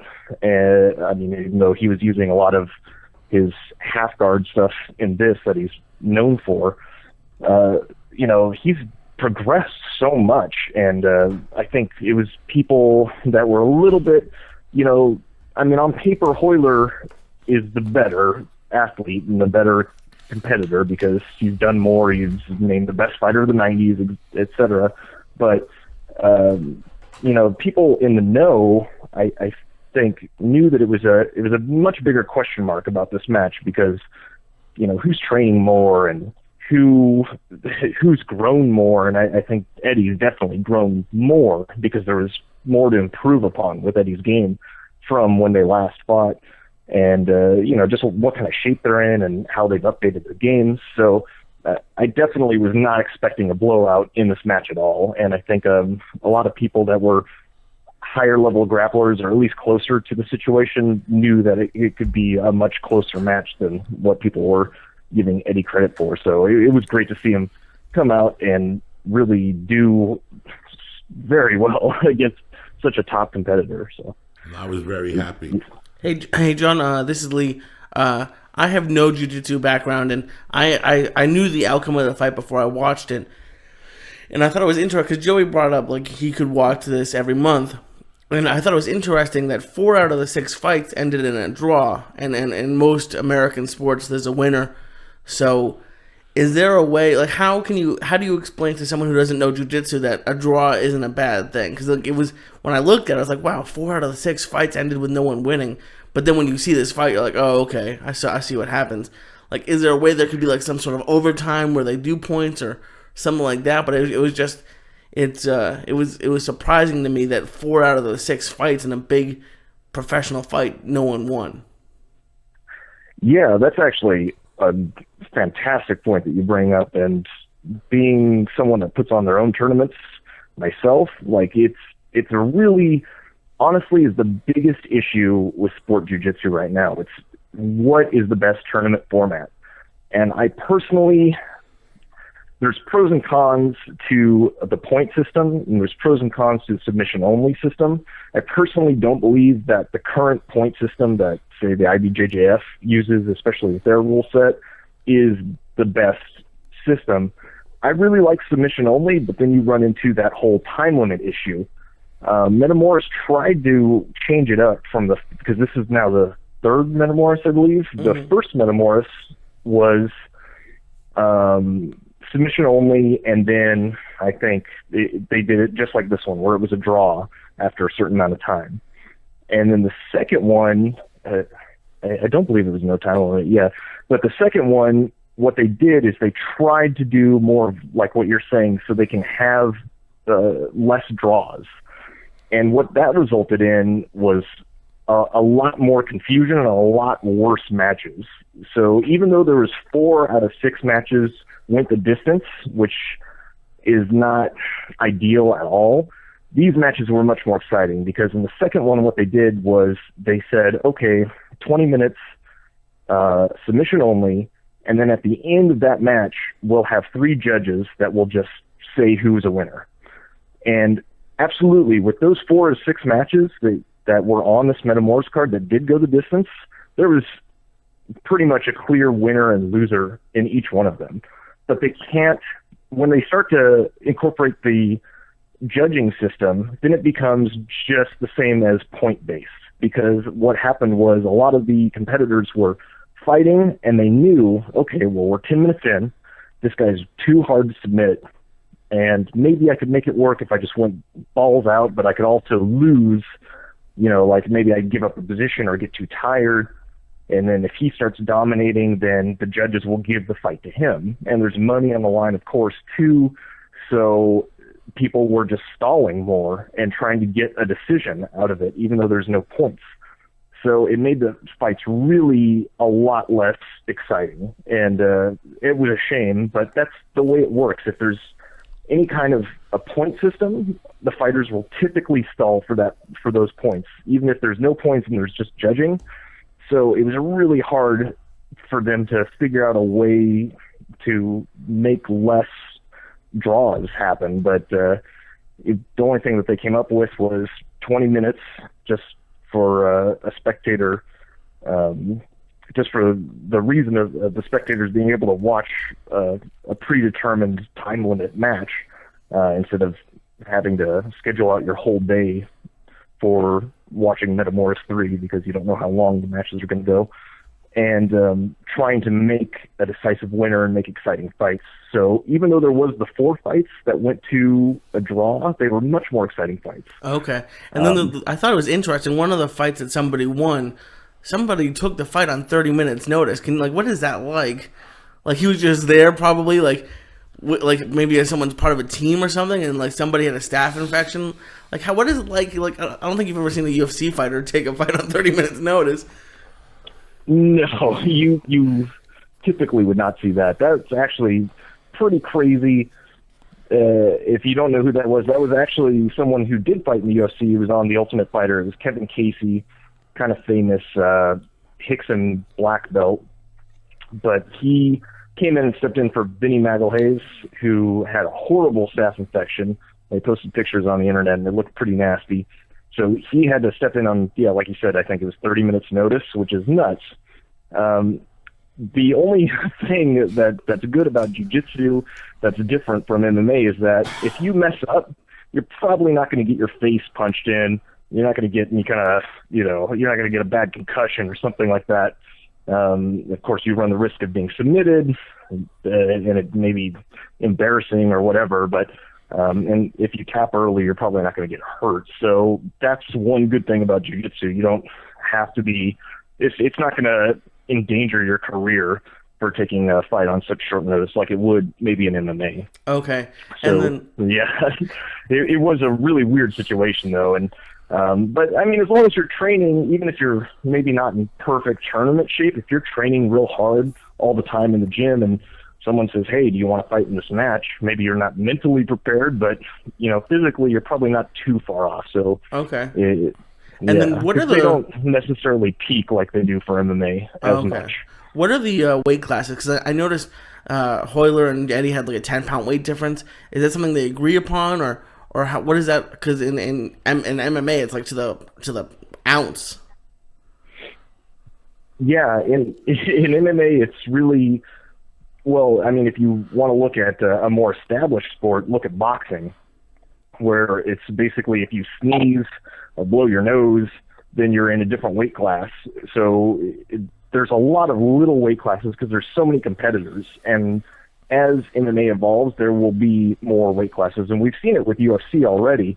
There was never, I don't even think, I mean, in the beginning, there was no weight classes. Then there was just maybe 2, I think, like maybe up to 190 or something like that, and then 190 and over, something like that. And then now there's a bunch. So, and they've started incorporating even the smaller weight classes, like they have 145, which is never one, 135, and I think they have 125 now, if I'm not mistaken. So as the sport grows, there will be more weight classes, and that changes all the time. Same thing with sport jiu-jitsu. There's a bunch of weight classes right now. There might be more later on. I know they just added one more to the female division for the IBJJF rules for this year, so that's always a good thing. But yeah, the main thing you don't want is you don't want like a huge weight discrepancy. So this one, it's Metamorus. They don't have to follow any kind of athletic commission rules or anything, I don't think. So they just agreed upon a certain catch weight, or they could be different weights, and it wasn't too bad. And part of it, one of the interesting things was some of the matches that they made were matches that you wouldn't usually see in a tournament setting. So like Clark Gracie versus Rafa Mendez. Clark Gracie is much bigger than Rafa, and Rafa is super dominant in his weight division. There's only one or two people that really give him issues in his weight class, and we've seen those fights over and over again because they're always meeting in the finals for, say, the Worlds in the IBJJF. But Rafa, unless he fights the open class, would never fight Clark Gracie. So for them to make that match, it kind of makes more sense because, you get to see maybe Clark Gracie is probably like maybe a top 5 in his weight division. Rafa's maybe like a top 2, top 1 or 2. So he's right up there, and getting to see them both fight each other when people say that maybe he's the best pound for pound, you get to see that put to the test. So I thought that was pretty interesting. You wouldn't really get to see it elsewhere. So, but big weight discrepancy there. John Evan, let me ask you something. What is your next backyard tournament? My next one, man, I wanted to have it maybe in the next week or so, but the Abu Dhabi Pro is coming up, and some of the fighters that I wanted to be in this one are going to be competing in Abu Dhabi Pro. I think that's like April 16th or something. So I will be staying up all night watching Abu Dhabi Pro because they live stream it, and they live stream it on their timetable, which is pretty much the opposite of ours here in America. I think the live stream starts at like 10 p.m. or something. So after that, though, that will be a busy weekend. Then maybe the weekend after that, it'll be a good one. I think we're going to have a couple of bigger name grapplers, and they're going to fight for hopefully bigger prize money this time. So should be a good one. You are now the official jiu-jitsu guy for the Church of What's Happening Now. So you have the power to call in whenever you want and discuss whatever you want. We love you here. That's John. I as soon as I thought about you the whole weekend, I'm like, I can't wait to get him on Monday morning. So I'm happy you called in. I'm sorry you had to get up early. I know you like to sleep till about 9:15, but maybe you'll catch the 9 o'clock at Cobrinhas today. There you go. See, I'm inspiring you. Yeah, I know. I might do it. I mean, you have to get in the car now and cut 1,000 motherfuckers off on the 101. It's deep on a fucking Monday going into Hollywood, but I love that. I love when you call in, John. You know I'm a fan of yours. How can they find your breakdowns and everything you're involved with jiu-jitsu? Yeah, so you can go to my YouTube channel. That's where I do all my main video updates. That's just youtube.com/BJJ Breakdown. Or you can go to my Facebook page, which is facebook.com/BJJ Breakdown as well. I also have BJJBreakdown.com, but I'm redoing the site right now, so it may be not quite up to date yet. But when are you going to start start your podcast, John Evan? You need to get out there. I need to hear you more. Maybe if jiu-jitsu gets more popular, especially with events like this that are great and more accessible to the average person, man, I'd love to start one as long as there's a listener base out there that'd like to listen. So. I'm telling you, you're knowledgeable. So if you build it, they'll come. Trust me, my brother. That's the goal. Hopefully, with all these tournaments and everything, people get more into it. It's some of the most talented athletes out there are in jiu-jitsu, and it's a really hard sport, and it's a little bit discouraging to see some of the most amazing technicians you've seen out there that can barely scrape together to make ends meet. So hopefully get some more money into the sport and help these guys a little bit. That's what we're trying to do, brother. Thank you very much for calling. I'll call you later on.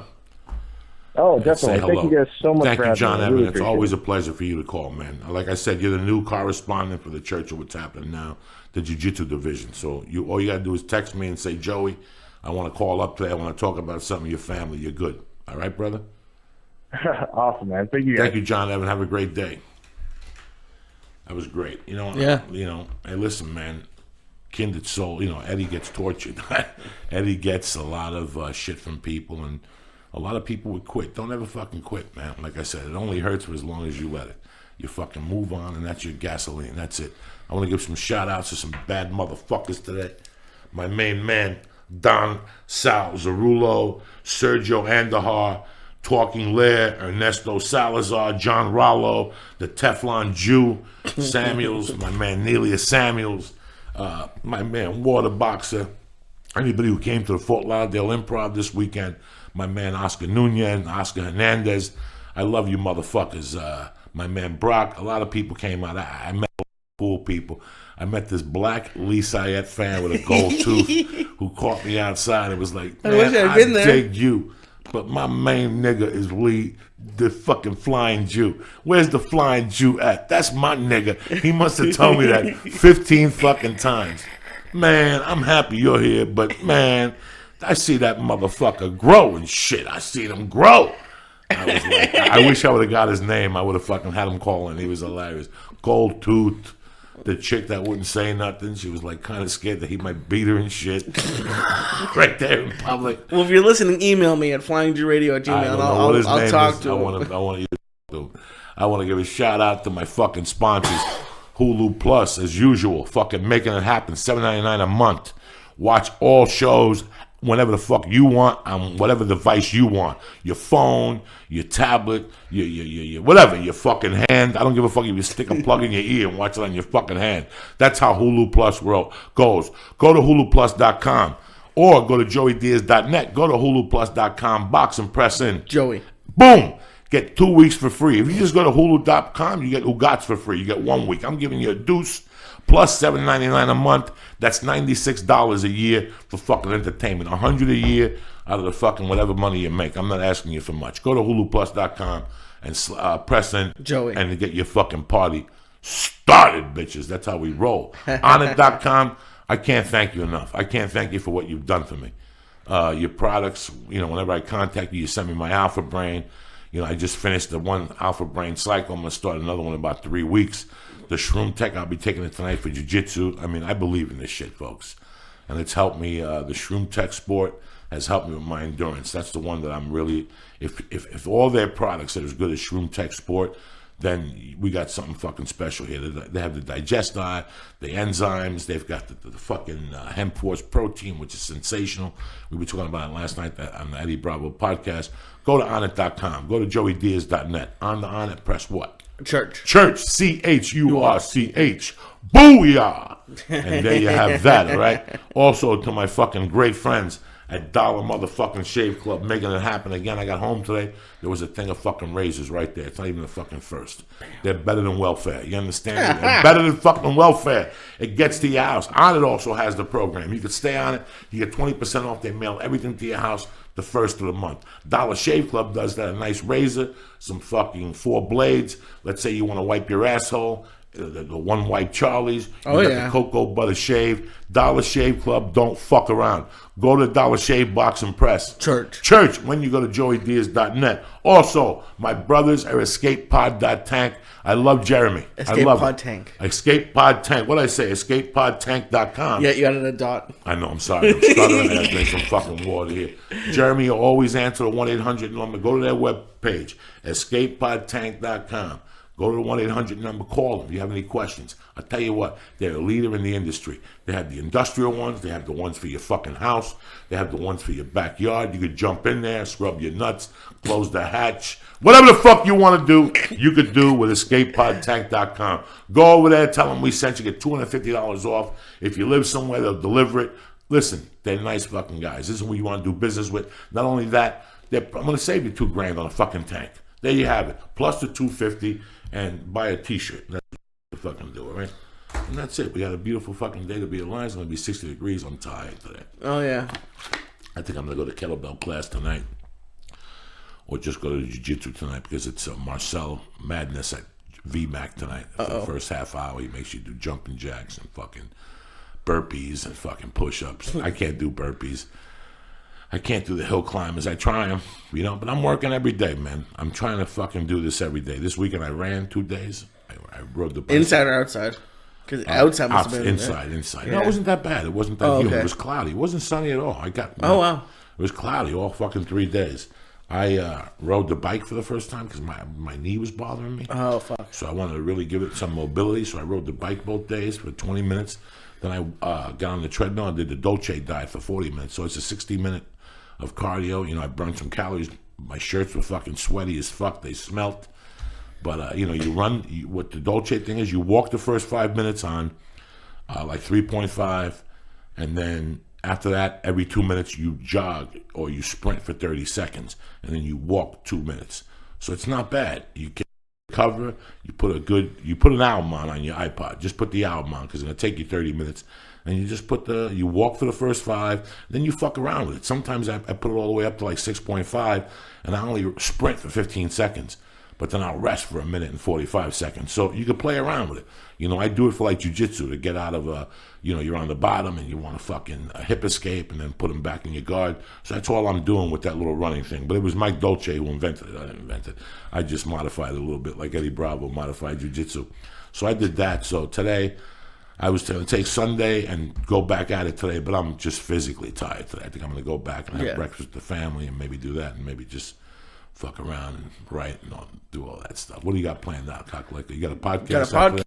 Got the Red Sox coming. What time the Red Sox? Opening days at noon. Oh, shit. I was going to go down to the Boston Bar in Let's eat the fucking Goomy Bear. Okay. Let's eat the fucking I was going to go bear. to the Boston Bar in Santa Monica, but...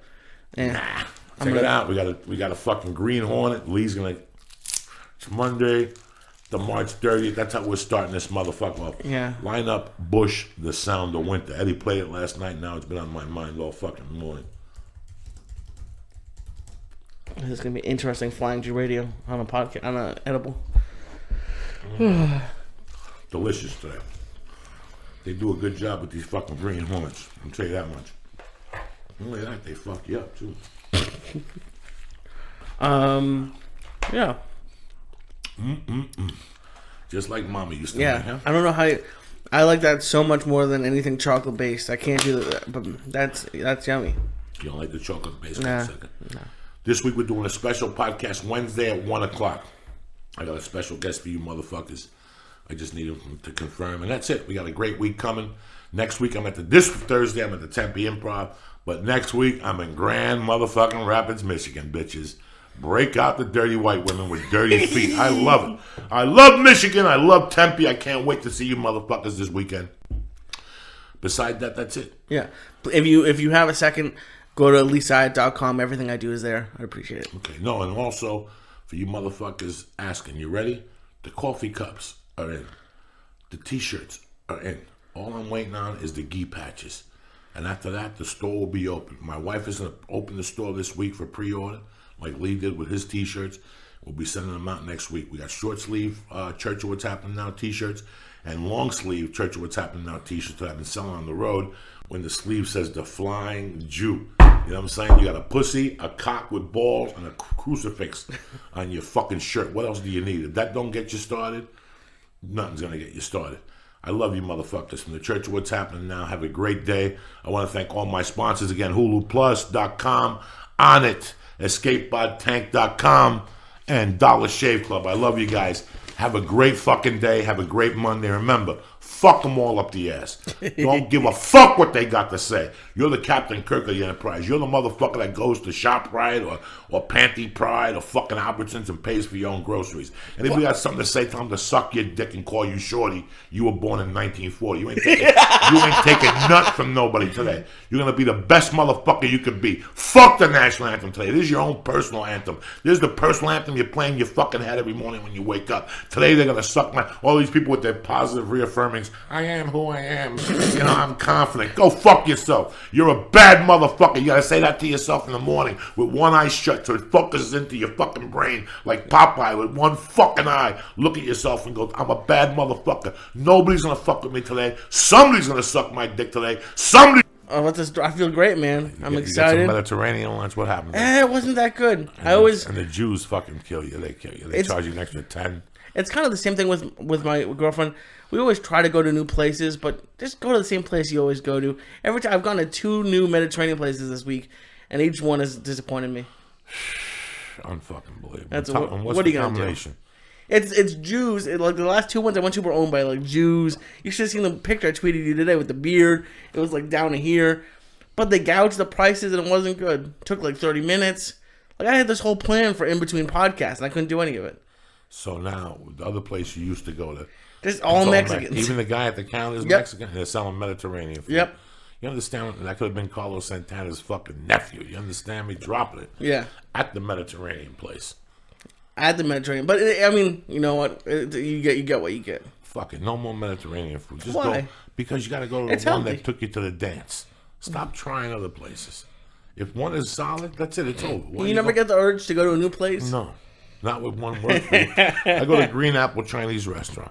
Their food is maybe a 7 if it's fucking on a good day, if the good Chinese guy's cooking. The good It's one. a 7. But I go in there, the baby likes it. I get some hot and sour soup. I get the French style fucking filet mignon with some steamed rice. Yeah, tremendous. Like he says, if it works, stick with the I right. know. If it sticks with it. Everybody wants to go to the new place. Ain't no fucking new place. That's what Chinese food's about. That's why they got the lunch special. You hit that motherfucker up for the lunch special. What are we talking about here?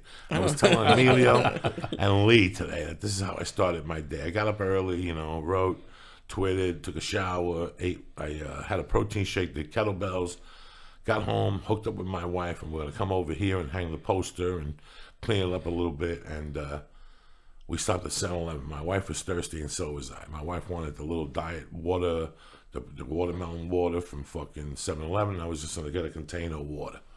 I go in, but when I'm paying for it, I see some dude with earphones and like a hood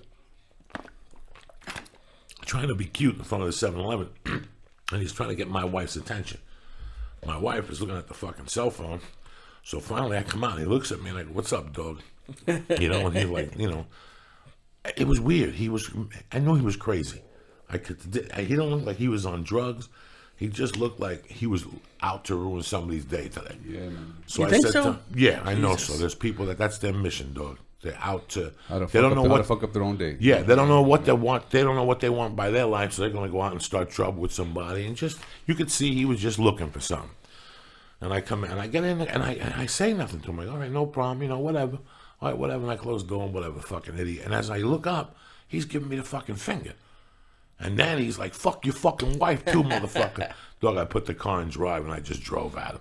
And I could feel like the car drove up over the thing at 7-Eleven, like the tire. "Oh, fuck yeah, dog, I'm out of my mind. I don't give a fuck." And he went back. So as I pulled away, he ran towards the car. Look at this fucking guy.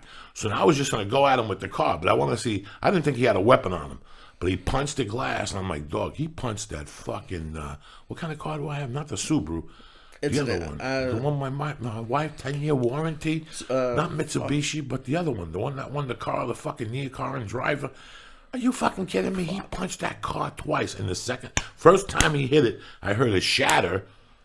But I thought it was the glass. A Hyundai. Then he hit it again, a Hyundai, a Sonata. He hit it again, and I heard it shatter again, and I knew his hand was done. And I seen him hold his hand.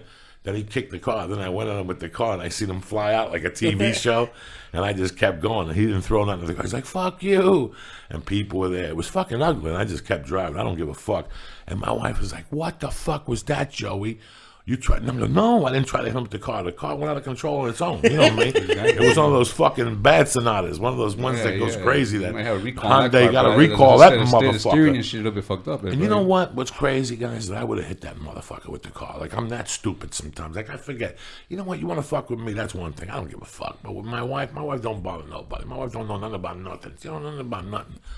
So I made a U-turn. I looked at the guy, and he was still holding on to his hand. He's definitely going to a hospital because I heard the hand shatter twice. So, fuck him. Like I said, he was out to ruin somebody's day. And my main man's in the house today, Emilio Rivera from fucking everything. I was going to say that. He's from everything. It doesn't even matter. But on IMDb, like some people work once a year. I don't think you've stopped. It had like 80 No, things. it's amazing. And you go to a hotel room, you're trying to relax, and Collateral comes on the other day, and I'm watching that scene. That's one of my own time. Get it out of the way.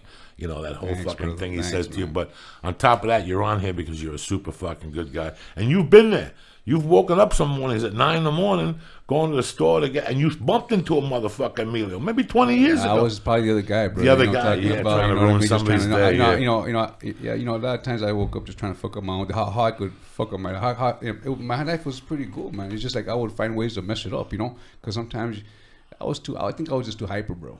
I was just too fucking hyper. I needed to do something. Always, it's stupid, you know. It was stupid. It was. You're young. That's what it means to be young, really. And then be young and on drugs, you know. What I'm talking Yeah, about. be That's young what- and on you know, drugs. you You're know. even dumber. You know what You're I'm even saying? stupider. You know. Oh my God! You know, you wake up, and I saw this kid when I pulled away. I wasn't mad.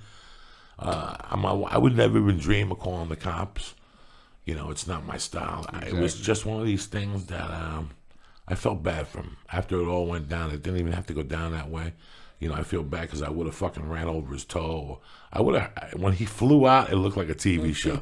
Like he just got out. TJ Hooker or something. It was like TJ Yeah, Hooker. Jump over the hood. And you know, I will hit a motherfucker with a car. The saddest thing. It's the saddest fucking thing. But you know, it's who the fuck we are. Well, that's too bad that you had to go through that. You know, like it's. We know you a tough guy, Joey, back in the day. You know what I mean? But no. But see, what happens is that don't ever go away. That doesn't You know ever what I'm go saying? away. You know, it's locked in there. It's locked in there. A lot of times we're holding our mug, man. But once in a while, something like that, and it all explodes. All the stuff that you've been holding down will come out, and that's dangerous, man. You know, it's funny that I was never one of those guys. And if something did go down 9 out of 10, it was over a friend of mine that I got involved or something. But that's been for a long time. And today it was just a real. Usually I walk away from those things. I see what that's for. I saw what it was. I saw what it was as soon as I got in the car. But if he would have kept talking to me, I would have kept giggling. I told you that fucking Jew the other day in Miami told me to go fuck myself. And I just laughed because he was Jewish. I love when somebody Jewish tells me to go fuck myself. Finally, somebody's real. These motherfuckers walk away and tell you, oh, no, because we wrote the project out.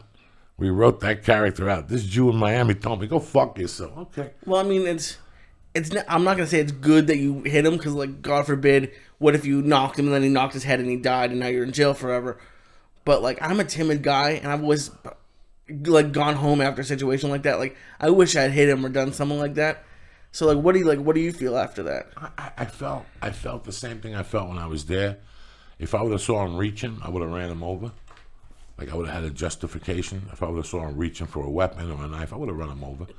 But I didn't, and that's why I kept going. And listen, man, I've been in those situations before when I was younger, and I went back for no reason. That's when you get crazy, when you go back. You already got out of the situation. You got out of the situation. Why the fuck are you going back? Because he tore your shirt? Because he called you a faggot? Because he hurt your feelings? You're out of the situation. You know what? 7 out of 10, you got to think the cops are on their way, and you don't want to be there. Let them look for you. If they're going to look for you, let them look for you. Let them do the fucking footwork. Get the fuck out of there. Once I'm out of a situation, I'm out. That's experience right there. So when you're 21, you come back like an asshole. That pride will fuck you up. Yeah, man. that every single time, brother. You know. Are you nervous about parking in this area now? Do I look fucking nervous to you? I don't know. Fucking, I was on the last day of getting my sticker back for re-registering my car, and I was nervous about driving it. So I mean, I get nervous about everything. So I don't know. Nah, don't worry about it too much, bro. Yeah, all this is gonna be a little warning, bro. You know nothing gonna happen, bro. You know what I'm saying? It's amazing when you've had a couple different lives, like Emilio has had. Yeah, man. You've had a couple. If you sit, I've had about 8 different lives, bro. Yeah. You know what I'm saying? I've been lucky, man. You know, God's been building me. You know, God got my back, bro. He really did. Sometimes I don't understand why, but thank you, man. You know. He does. I look at this baby girl. It's 14 months old.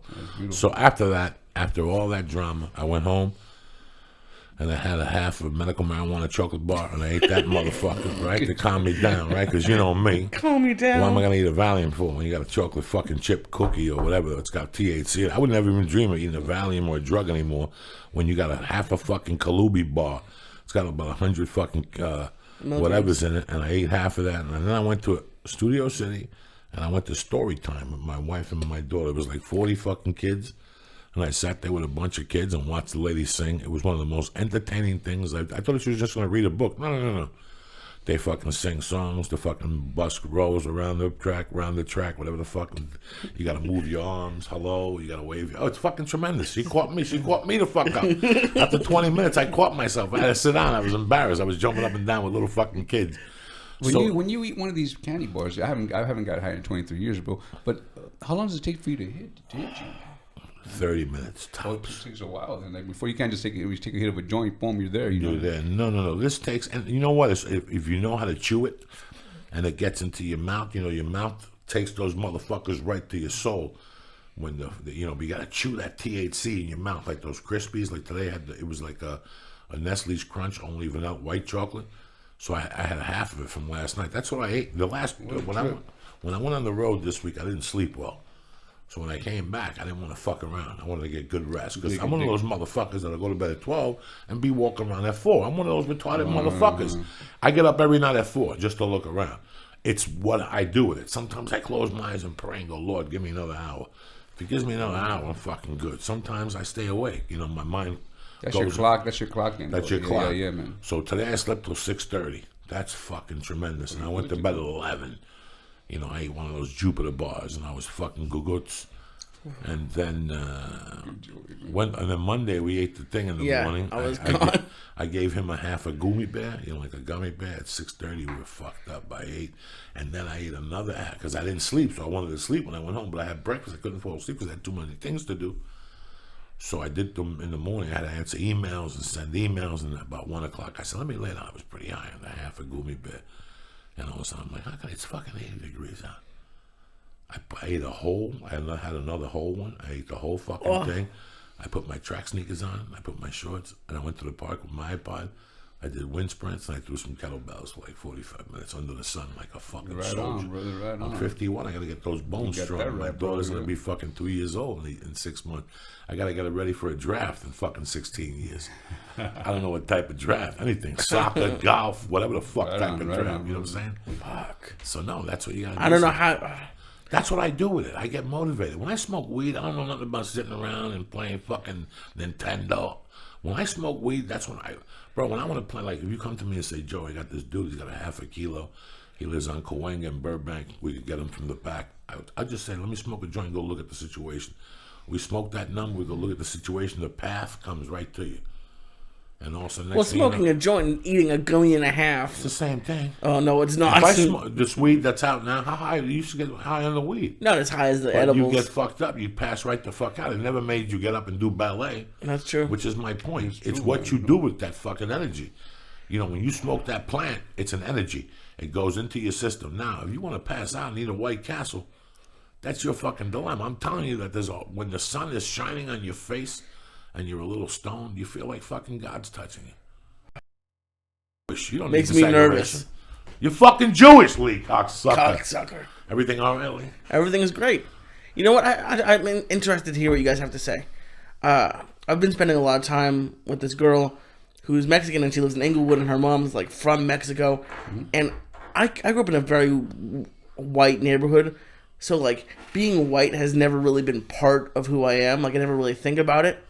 But like every time we talk, it's like she's in law school and she's talking about how she's in like the Mexican Association and how this affects her. I'm like, is it part of like your guys' everyday life? Like just I don't think it registers with white people really. It's like everything she does, she relates back to being Mexican. Like I just doesn't. That's her own insecurities for me, bro. You dig what I'm saying? You know what? I'm proud to be Mexican, but I don't hold it back for anything. I don't say, hey man, we were this and that back in the day. Yeah, we had it a little bit rough, but you can't be dwelling on that shit, man. You gotta just do your thing. You know what I mean? Oh, it's not even, otherwise you won't go nowhere.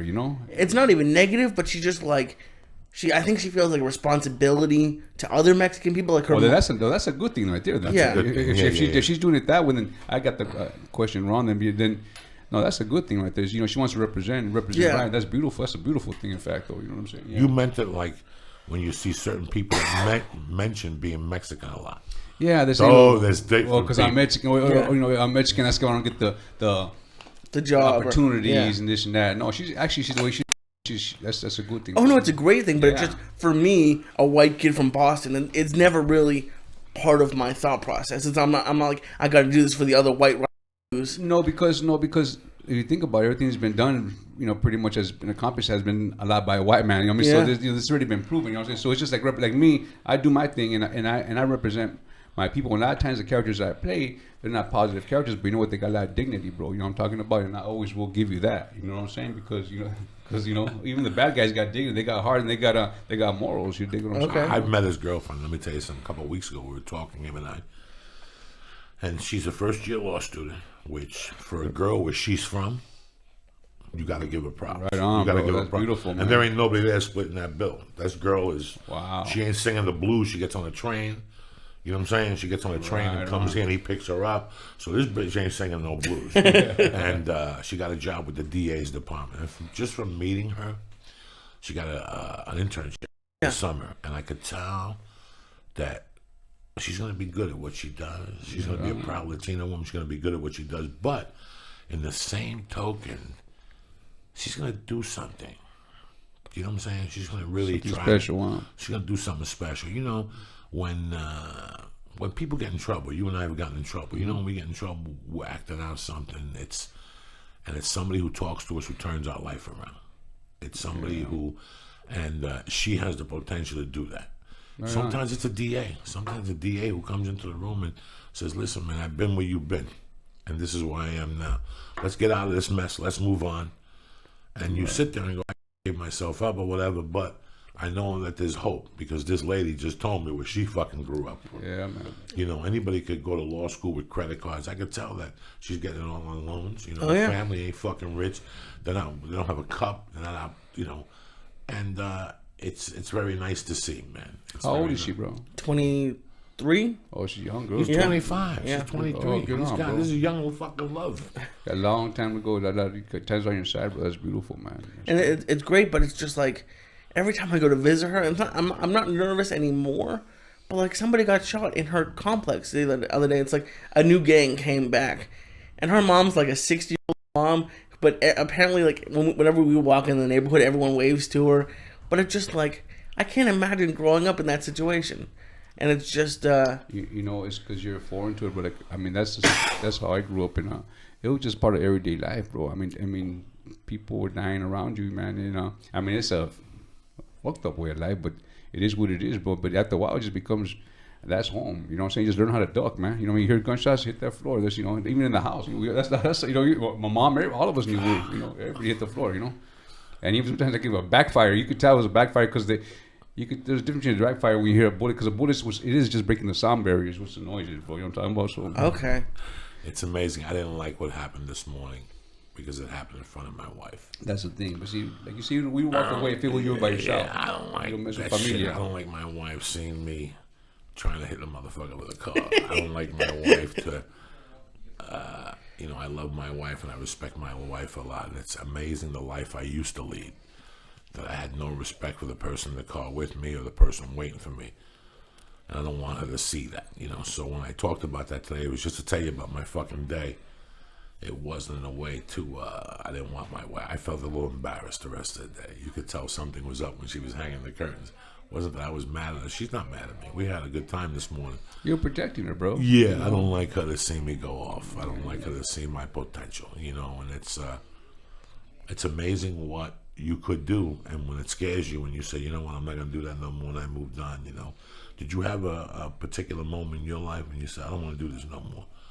Yeah. I got this little acting gig going, I'm going to stick with it, and maybe something will happen. But you know what, brother, and that's the thing, because most of my life was a violent guy, and then when I got clean, like I say, it just settles there. It's never going to go away. It's there, you dig? And then you don't want, and you know what, bro, you learn to smile, because you don't want that to come out of you, because the damage you can do, because when you go, I'm gone. You dig what I'm saying? Mm-hmm. And you don't want that to come out. And I've, even being clean and sober, it's had to come out maybe 9 times, in my 23 years, which is pretty good because it's come out all the time.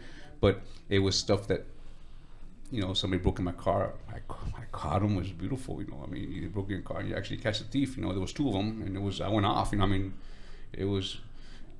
I did more than I should have, but hey, you know what? Disrespectful. You're gonna learn. Maybe I saved their life by doing what I did. You dig what I'm saying? But maybe 9, 10, and 23 years, which is pretty damn good. But that monster is always sitting there, bro. Just don't want, and you find ways. Like the best thing to do is smile and counting. Count. It sounds stupid, but it works, man. At least it does for me. You dig?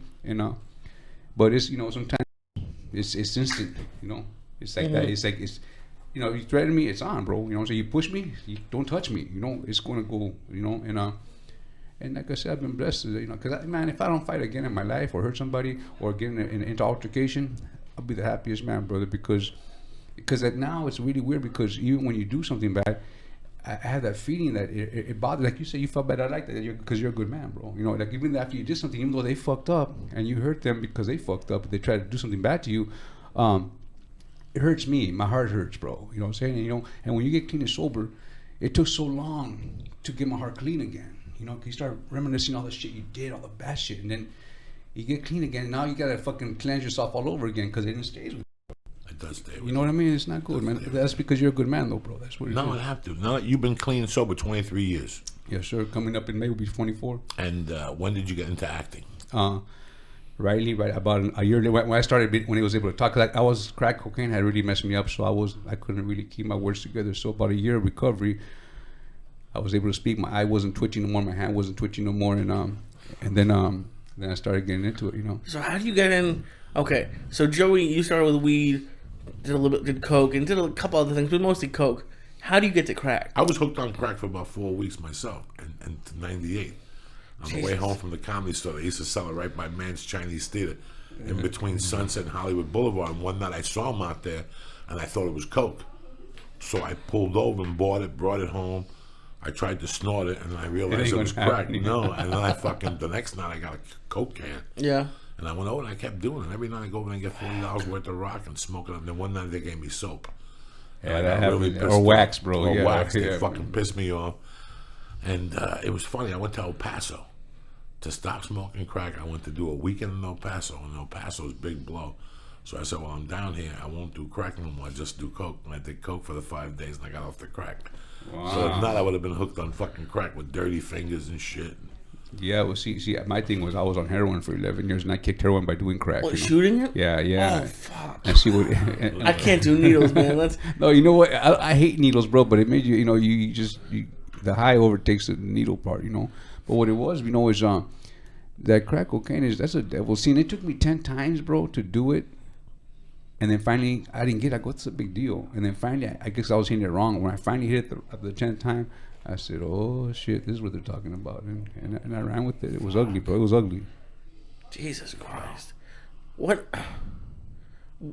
made you go from heroin to crack? Like, isn't it two different kind of... I was such a trash can junkie. See, because I was such a hyper guy. I was wild, bro. I was a wild man. So the heroin would bring me, slow me down a little bit, because I was on a roll, and... I was what you call a trash can junkie. I did a trash can junkie. I tried everything. I would try I put heroin then do some acid and some PCP and see where it would take me, And some of the most trippiest places I'll never go back, and I hope to never go back again. But that crack cocaine, man, it really, man, that's you can't stop. You don't stop. Jesus. You know what, man? I have a weight problem. Thank God I never did. None of that ever came into me. We'll put you on a 4-week crack diet. You'll be looking like Slim Jim. You're gonna lose the weight, but you're gonna lose your mind too, brother. Fuck it. I can't even. You need that. Getting up in the morning, stabbing people at the 7-Eleven. You'll be down to 140, but fuck it, at that point. You have Joey Diaz running you over, bro. I know, Jesus. I saw this video today. It's an old video, but it's this woman on the streets of New York or something, and she's covered in paint. And she's just kind of rolling on the streets, and her friend came by and she said she was a heroin and crack smoker. I was like, fuck. I can't imagine what that's like. Seeing what it does to people, but then having the urge to do it still. I can't.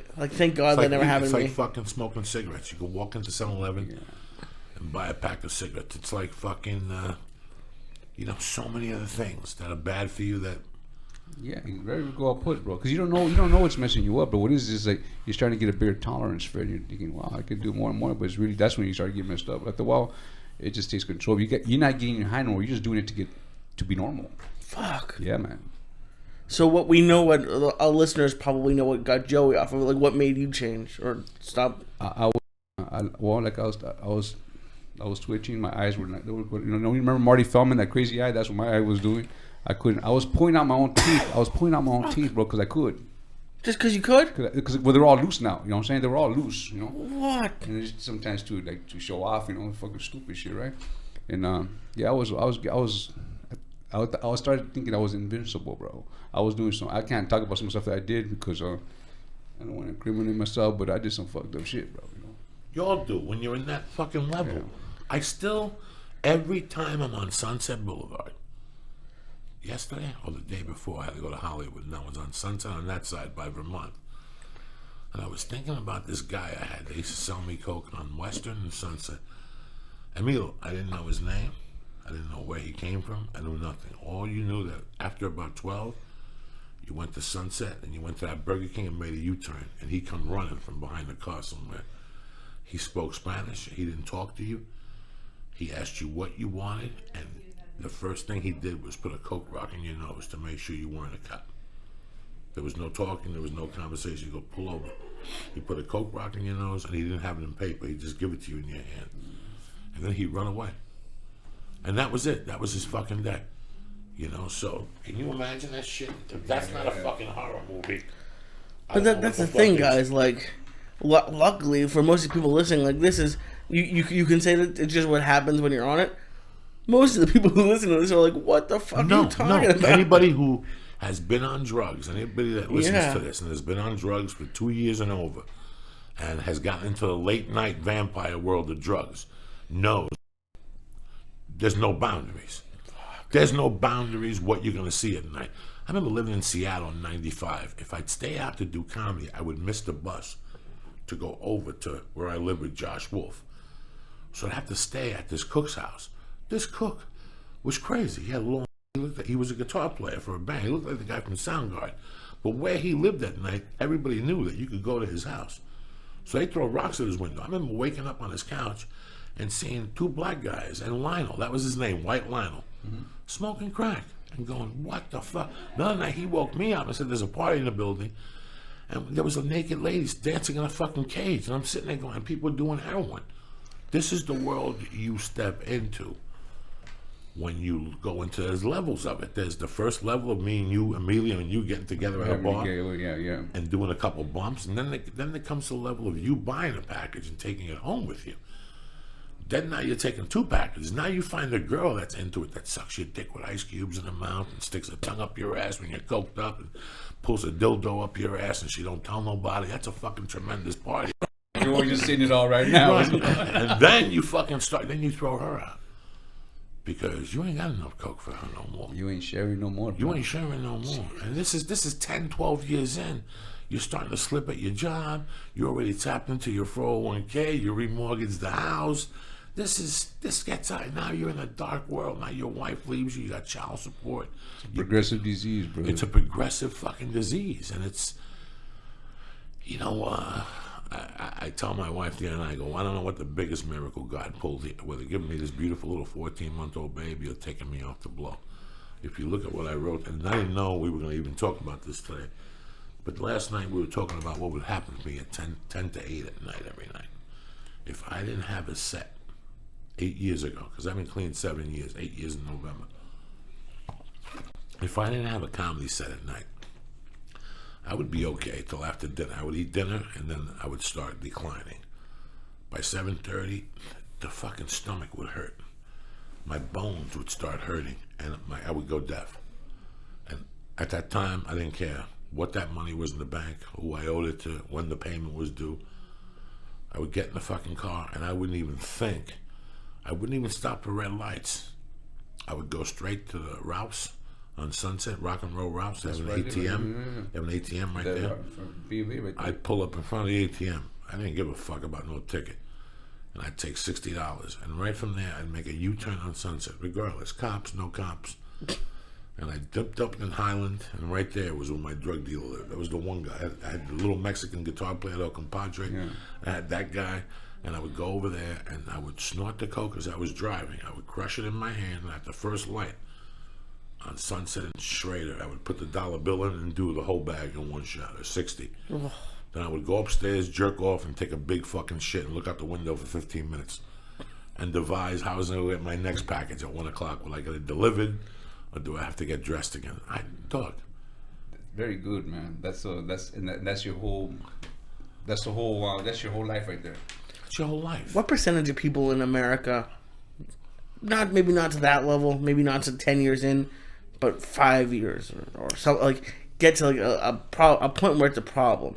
Well, you know, bro, like I said, I did heavy drugs for 11 years, and then after 14 months of crack, I was done. Because, you know, I was doing $400 a day, bro. $400 a day? Yeah, man. It's so easy to do. And you see what I would sell dope, not to get to help out. I always had a good job. I was always a mechanical engineer. I was a functional addict. But what it was, that money that I made there was to take care of my family. You know, I was a responsible man. The money the money I made selling dope was just to keep me high all the time. You dig what I'm saying? And there was a lot of money to be made, bro. But it was just to. Was it really? So how much could, if you wanted to go out there and not even, let's say you weren't addicted, but you just wanted to sell crack, how much money could you make in a day? So especially if you're a person you can trust and you're always carrying, you can make a lot of money, bro. But my thing was just like I needed it, bro. I needed to stay high. It was almost like to keep me, even though I was insane, I thought it kept me sane. You dig what I'm saying? I can't even imagine it, man. Like, you're saying these words to me, and I'm here. But it's still like I can't imagine working that hard, working a job, and then working another job to make $400 a day, which is a lot of fucking money. It's a lot of crack, homie. I paid $700 a month. My car payment was $300. I paid $300 a month for child support and groceries. Me and Terry were splitting $2,000 a month. We kept our nut low. I was doing $120 a day, 5 days a week. Yeah, but okay. I don't know how I was getting the money. I don't know who I was getting the money from. When you add it up, it's a lot of money a month. It's a lot of money. That's $600 a week. That's towards my last. This is my last 3 months of my addiction, though. You know, it started only like about $40, $60. It was $100 a day, and the last 3 months of my addiction, that's when I was losing my mind because there was just too many drugs going in my system, bro. You know what I'm saying? I mean, I was like this, and my mom would look at me and cry, and she'd say, "What are you doing to yourself, man? That kind of your eye." I mean, literally, bro, my eye would just go that way, and it would be all white, and I'd be like, "I'm okay, mom. I'm okay, mom. Come on, I'm okay." Fuck. And still working, bro.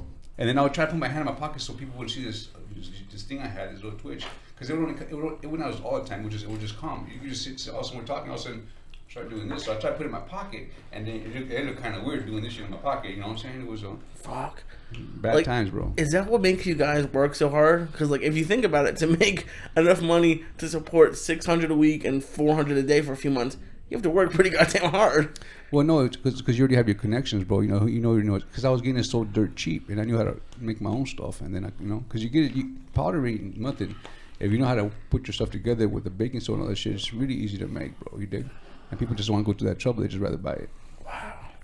It's fucking amazing when you start dealing coke and fucking around just to keep your thing intact. You know, your little fucking secret intact. I would do comedy. Listen, it's no secret because from the time I stepped off that fucking car in '97 in this town to 2006, I did a set to 2 sets every night. Because you had the Comedy Store and stuff, and they paid you with a check. Yeah. That wasn't my thing. I'll swing by there because that's where I got my coke on the way home. So I'm going to be there. Might as well do a set. But it was those early sets I would go into fucking all those Casa Latinas because those things paid you 40 and 50. Rudy at the Ice House, straight up, they right? pay you cash. So I always booked those. I had those 5 nights a week, bro. 5 nights a week because I had to feed that fucking hole. And remember, the guy I had, it was 60 a gram, but if I showed up with 40, he wouldn't complain. You know what I'm saying? So see what was good about that. If you buy a 8-ball, piece by piece, it costs you $225. I get a whole 8-ball for $80, bro. So that's when I could do my thing. That's what you do your thing. So somebody calls you and says, "I want a gram." You got 60. I got an 8-ball for 90. Bam! I get fucking money, 2.5 grams for fucking $90. I get fine. Now I'll call Lee. I'm gonna go, "Lee, what do you pay for a gram?" "I pay 100. Give me 60 cash. Look at this fucking boulder I'm gonna drop on you. I still got a gram and a half, and I got $100 to throw away. Exactly. $50 cash. You make it happen every day. Like I used to tell you, I used to wake up in the morning when I lived in Jersey and I was 19. I wake up in the morning, go to Charlie's Diner, who's still on Facebook. I still on Facebook. I go in there, have breakfast, and him give me a 20. It's like Sean Penn in that movie he did when he went crazy, and then he came out. He went to the movie theater with John Travolta. You ever see that movie with John Travolta and the old guy? Great fucking movie. Very like independent. It was an independent movie, but he came out. He went to the movie with the girl, with his wife, and he goes, "Listen, I don't have no money to pay for the ticket." She's so lovely. She's so lovely, and he pays for it. And he goes, "How about $40 for drinks?" So he signed in the old days you could sign $40 from the register and a ticket. I would go to a Charlie's, get breakfast, and go, "Charlie, give me breakfast, take a $20 register. I'll be back this afternoon to give you that before you close at 5. That 20 got me going. Yeah. Now I picked up a 20 from him, and I give you 2 bumps, and you go get me a gram, and I give me 100, and now the party started. Bam, bam. And you're ahead, bro. And now I'm ahead. Yeah, now it's ahead. 2 in the afternoon. I'm already ahead. But how do you worry about rent? I understand. Rent is due when? The 1st. I worry about rent on the 31st. That's how the real pimps do it. Exactly, bro. Real pimps don't worry about rent till the 31st. You don't worry about shit. The first time rent comes into your mind is the 26th. You're like, 5 days. So now you got the one dude that you were going to borrow money from, that you got him on a hook. Because I would call a guy like Lee and go, "Lee, I'm in a bind. I need $300. And you go, "All right, call me. And I write you a check. I got Lee." But then I call you an hour later and go, "Lee, forget the $300. I got a handle. My buddy's going to give me a grand. I wouldn't tell you. He's going to give me a grand money on. So I already got you for $300. My rent's $450. So I would just wait 2 weeks. If I didn't make the $50, I'd call Lee on the 26th and go, "Lee, I need that $300. And I'll come up with $150 at the bar." You just put pieces together. I wouldn't worry about rent to the 31st. That's right, bro. You don't worry about shit. Nothing to the day before. You worry about the get high. All you worry about what's in front of you. Yeah. What's in front of you today. Man. But you know what, bro? And that's today. But you know what? In my real life nowadays, I don't worry about shit now. Me neither. I don't worry. You know, I never worried about shit, bro. You know, because it don't help nothing, bro. Don't do nothing for you. It's gonna be what it's gonna be. You dig? At the end of the day, worrying don't just makes you nothing. Yeah, it makes you get old. It makes you get depressed because you're worrying about it. And all of a sudden, it comes out to be okay. So what's the fuck? Yeah. You know why he works so much? Why? Because he believes. Because at the first of the month, me and him have the same amount of money in the bank. 0. At the first of the month, we all have 0. A lot of people have to go to work. They can't. There's a lot of people that have to get on a bus and take a train and go to work and commit to a job. He commits when he has a job. Yeah. But there's something for it to be the 10th and for you haven't worked yet. And you're like, "I know I'll book something by the end of the month. I'm good to go, bro. You dig what I'm saying? You understand me? You know? That's a state of mind. And you know, and the reason, because when you're worried about shit, when you go to a room to go read, they look like they know you're worried, bro. They know you're worried. They smell a fuck. They smell. They see people bro. fucking 100 people a day, bro. They know who's worried and who's not. Say, "This motherfucker, he's all right, you know. He's gonna be comfortable on the set because he's comfortable. He ain't worried about shit. He's ready to just take care of what he got to take care of in front of him, you know." When I walk in that set, even though I need that money to snort coke tonight, I need to get a plane ticket next week to New York. I'm gonna shed all that. That's when you become a real actor. When you walk in there, you shed that fucking desperation. Yeah. I used to sell cars. You gotta shed that desperation. Even though I need this motherfucker. God, no. Either you do it or you don't. You walk in there cool as a motherfucker. What? I was looking for a job when I found this one and shit.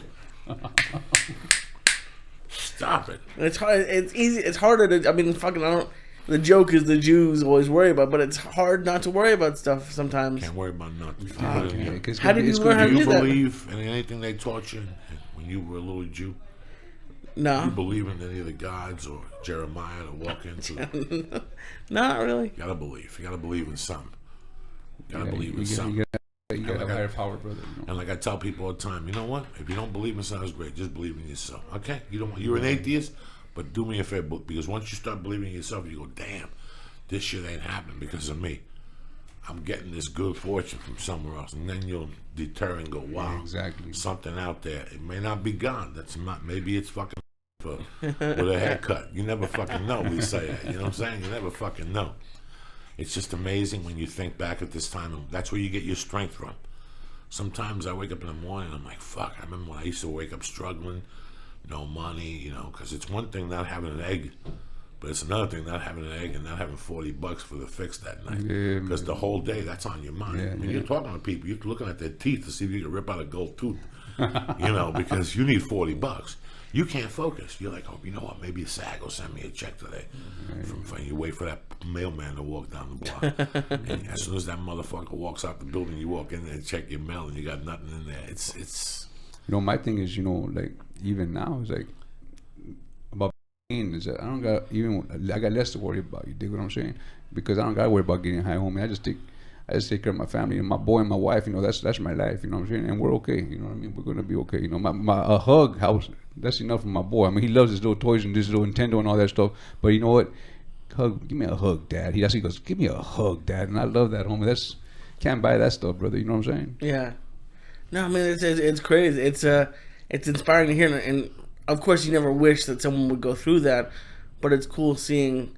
I'm sure the people who are listening, because you said, Joe, you get like a bunch of emails about addiction. Every fucking it must be cool every seeing week. two people who've gone through it and come out the other side. Because there's a lot of examples of people who haven't made it out. Most don't, bro. You dig what I'm saying? And that's the honest truth, bro. You know, and it's fucked up. You know, you just gotta give sobriety a chance, bro. Because you know, I'm not gonna say it makes life easier. Life is still gonna hit you, bro. I mean, life hits me once in a while. And I'm sober, but you know, I can manage that shit. I can say, okay, I know how to duck it a little bit. When you're stoned and shit, you're just standing there getting hit. You know what I mean? Fuck that. It's amazing.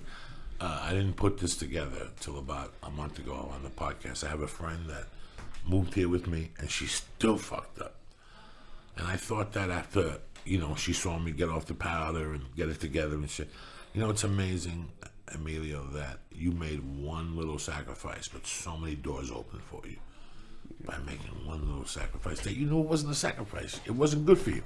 Yeah, man. It wasn't good for you, bro. It wasn't healthy. It wasn't getting you fucking nowhere. It's amazing when you could tell. Now, this is what I tell people. I'm like, listen, man, let me tell you what happened to me. It was so mind-boggling to stop getting that. You want to close that door, play? It was so mind-boggling. I stopped getting high that it opened up all these other avenues. I mean, it just opened up the podcast. It opened up the you know, going on the road. It opened up my daughter. It opened up getting married. I did so many things after I stopped getting high. Like it opened so many fucking doors by taking care of this one little fucking problem. This one little nagging fucking problem that unless you take care of it, it's not going to go away. It's going to scratch at you every fucking night. And yeah, you might be able to chuck and jive for 3 or 4 months, because we all did. Mm-hmm. You chuck and jive, but you know what? It's always there. There's only one way to fuck with it, and it's just lock the door and turn off the light. But, you know, it's easier to say than to do it. I just wish that when people watch this podcast today or listen, whatever the fuck, it could be done, and it's a beautiful fucking life out there. People think, bro, if I don't get high, I'm not going to be social no more. Fuck those bitches anyway. Fuck those punk ass bitches You anyway. gotta cut. It's hard to do, bro. But let me tell you, see, this is my thing. You know, when I used to get high, like they say, if I bought a bag, you know, I'd buy 2 bags. One bag was for me, and you guys can share that.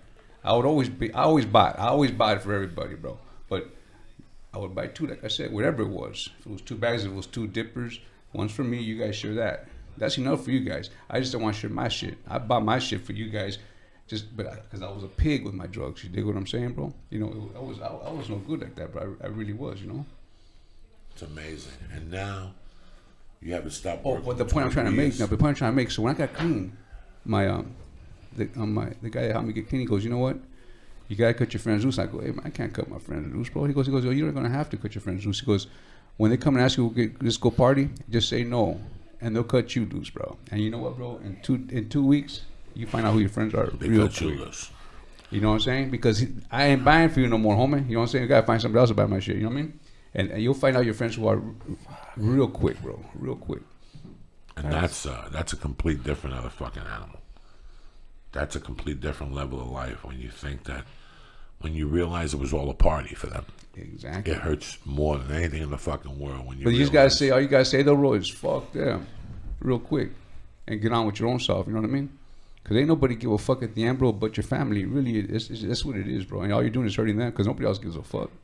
Yeah. You know, like I always say, man, doing time for me was like another fucking day outside. It was when people loved me, came in to see me, I had to look at their face. I had to sit in the box and look at their face, and I could see their, not pity, but they had this look on their face like you let them down. That's a fucking horrible feeling for me. Anything else that bothered me about prison didn't. Yeah, guys kicking my bed and saying, wake the fuck up, cocksucker, it's whatever time. That bothered me. But when my people came to visit me and I had to look at people who cared about me, because the people who make the trip are people who care about you. And when they're sitting across from you and they can't touch you and you got a glass in between you, that fucking hurts. You know, you go back to yourself thinking, look what I did to the people that really care about me. Because the motherfuckers at the bar that you were drinking with, they ain't going to make the hike on a Sunday morning or a Monday afternoon to come see you. They're too busy still. They're out there keeping it down for you. That's what they'll tell you when you get out, right? Bro, we're keeping it down for you, bro. I was running it down for you, bro. But you look at it now, bro, even till now, the same people that have been holding it down for me the past 23 years is my mom, you know, my brothers, you know what I'm saying, my new wife, you know, those are the ones that are holding it down for me, bro. The ones that are going to take me when I wasn't partying them out, bro. You know, so they were trying to tell me to get clean, you know, and I mean, now they're proud that I've been clean, you know, but they've been there from the get, bro. Never left, you know, never left. Is it a struggle for you guys? I mean, I know Joey. I mean, you said you don't really get urges. Do you get urges to like do any of that stuff, or it's been so long you're like, fuck?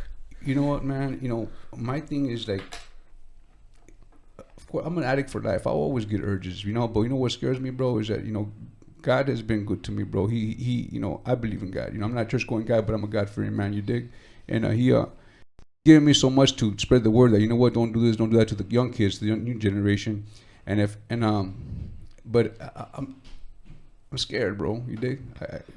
He's giving me a gift, and you know what? I'm gonna run with it. And if I were to slap him in the face, he'd give me that backhand that would fuck everything up. You know what I'm saying, bro? So you know, it's yeah. Sometimes, you know, like I said, you get hit by life, bro. Sometimes you say, man, what the fuck's going on over here? And sometimes you think about that. Don't get me wrong. You know, I've been there. You know, that was my life for a long time. And then like I said, I count. Counting has been a big thing for me. I look at my boy. I'll fuck him up more than anything else, but I can't fuck up my boy and my wife. You know what I'm saying, bro? It can't be selfish no more. See, you're selfish, bro. You gotta think about how many people you'll hurt. You know, the big circle. You know what I'm saying, bro? Yeah, because it's old news now, and there's been more people who've done it. But there's this story with Philip Seymour Hoffman, where he was sober for 20-something years, and then like just the story that like, what do you think about when you hear something like that? It's terrible, but you know what? I see it. I mean, that shit happens, bro. You know, I mean, there's been guys that have been clean 24 years. They say, I'm gonna get high one more time, and that one time they get high, they're done. You know, it's happened. It happens a lot more than you. It's just that he's known that these other people are not. You know what I mean? Mm-hmm. But it happens more than you know. It's very sad when you go back. That's why once I go forward, you can't go fucking back. Yeah, it'll come back to bite you in the fucking ass. Who was your first casting person that cast you, brother? My first casting person was oh man, who's the first casting director that cast? Damn, man, that's fucking. I know it was Renegade. It was Dick Wolf project. You know what I'm saying? But that was your first job. Yeah. It was a Renegade, bro. You know, Renegade. No shit. Yeah, with the Lorenzo Lamas, the biker show, and here I am doing a biker show all these years later. You know. So before you did Renegades, did you ride a motorcycle? Oh, I've been riding since I was 14. No shit. Yeah, since I was 14. Oh yeah, bro. Okay, all right. I've been riding for 30s, almost 40 years, bro. So how long were you on Renegades for? It was a 2-week gig up in San Diego, and it was a good time. You know, Jesse Body Ventura, I was working with him as well. And at the time he was mayor, not the governor, and he saw me. You know, when you're first on TV, they tap hard to you, and that's like means you're green. You know, the first time your first gig. So he's looking down. He goes, "Who's Taft Hartley?" And I go, "That's me, Jesse."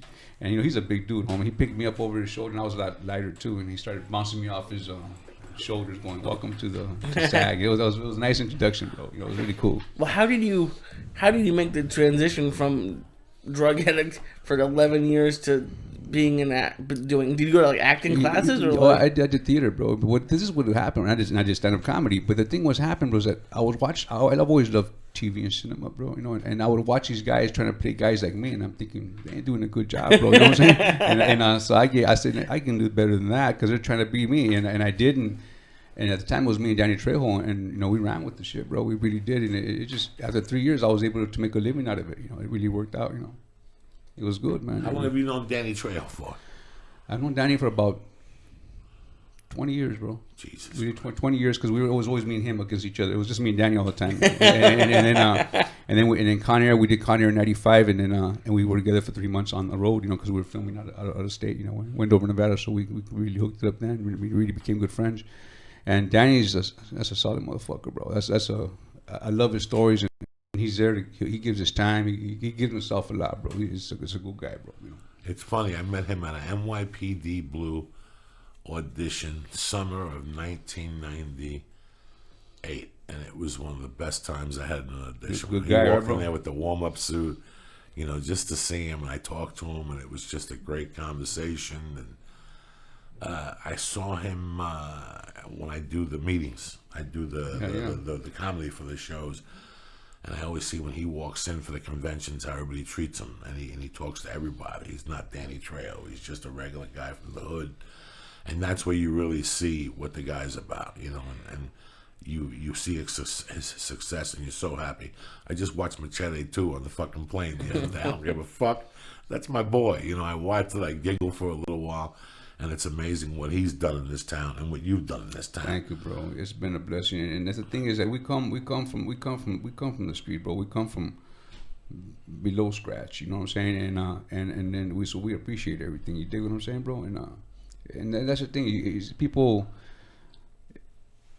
appreciate what you got because it be gone tomorrow that quick. You know what I mean? Mm-hmm. But, you know what I mean? And I appreciate what coming from nothing. I mean, it's been a blessing, man. It really has been. What would you have said if, like, you in the middle of your drug addiction, someone told you the once that you'd be acting in movies and doing a Dick Wolf production? Like, how would you have responded to that if someone said that?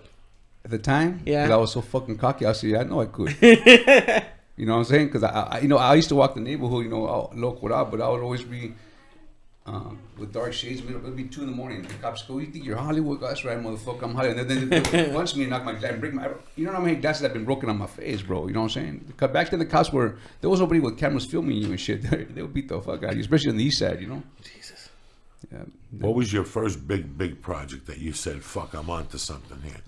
Con Air, bro, in '95. They cut me out a lot of the movie, but I made a chunk of change, and a year later, I was able to buy 4 homes in my neighborhood, and I never looked back. That was when I quit my day job, and I already had 4 years clean, I got clean in '90, and 5 years clean, and I didn't have to work again. You bought 4 homes in your neighborhood? In my neighborhood. For yeah. who? For me and me. My one for me. My kids were 12 and 11, and I bought one. They stayed. I gave them one, and I rented out 2. It was good. Oh shit. Yeah, it was And nice. Chappelle was in that with you? A lot of yeah. people, right? Yeah. And this before Chappelle was Chappelle. Yeah. He was funny already. So we go in his room because Chappelle was a story. He could tell stories, bro. And he would go in there, and he would just smoke a joint, and then we all sit down and just listen to his story. He would just talk, bro, and we would just fucking laugh our asses off. And he would say, "I'm gonna be a household name." He would say, "I'm gonna be a household name," and sure enough, Chappelle got big, bro. But that was back in '95 before Chappelle was Chappelle. You dig? How long were you on Con Air for? 4 months. Wow, that's a great check, yeah. Yeah, it was a great gig, man. And that's when the movies were the movies. They gave you everything. They Exactly. gave you a sandwich. I'm still getting checks now from Con Air, bro. Yeah, oh, please. They still fucking play that. And they're still decent. Because I've gotten a check I did a movie called Mi Familia 20 years ago. I got a check the other day for 1 penny, bro. I swear to God. But I still get checks from Con Air, $1,500, $1,000. This is, 15 years later, bro. What were you on Mi Familia? Me and Jimmy Smith, who's working with me on Sons of Anarchy now, me and him robbed the store.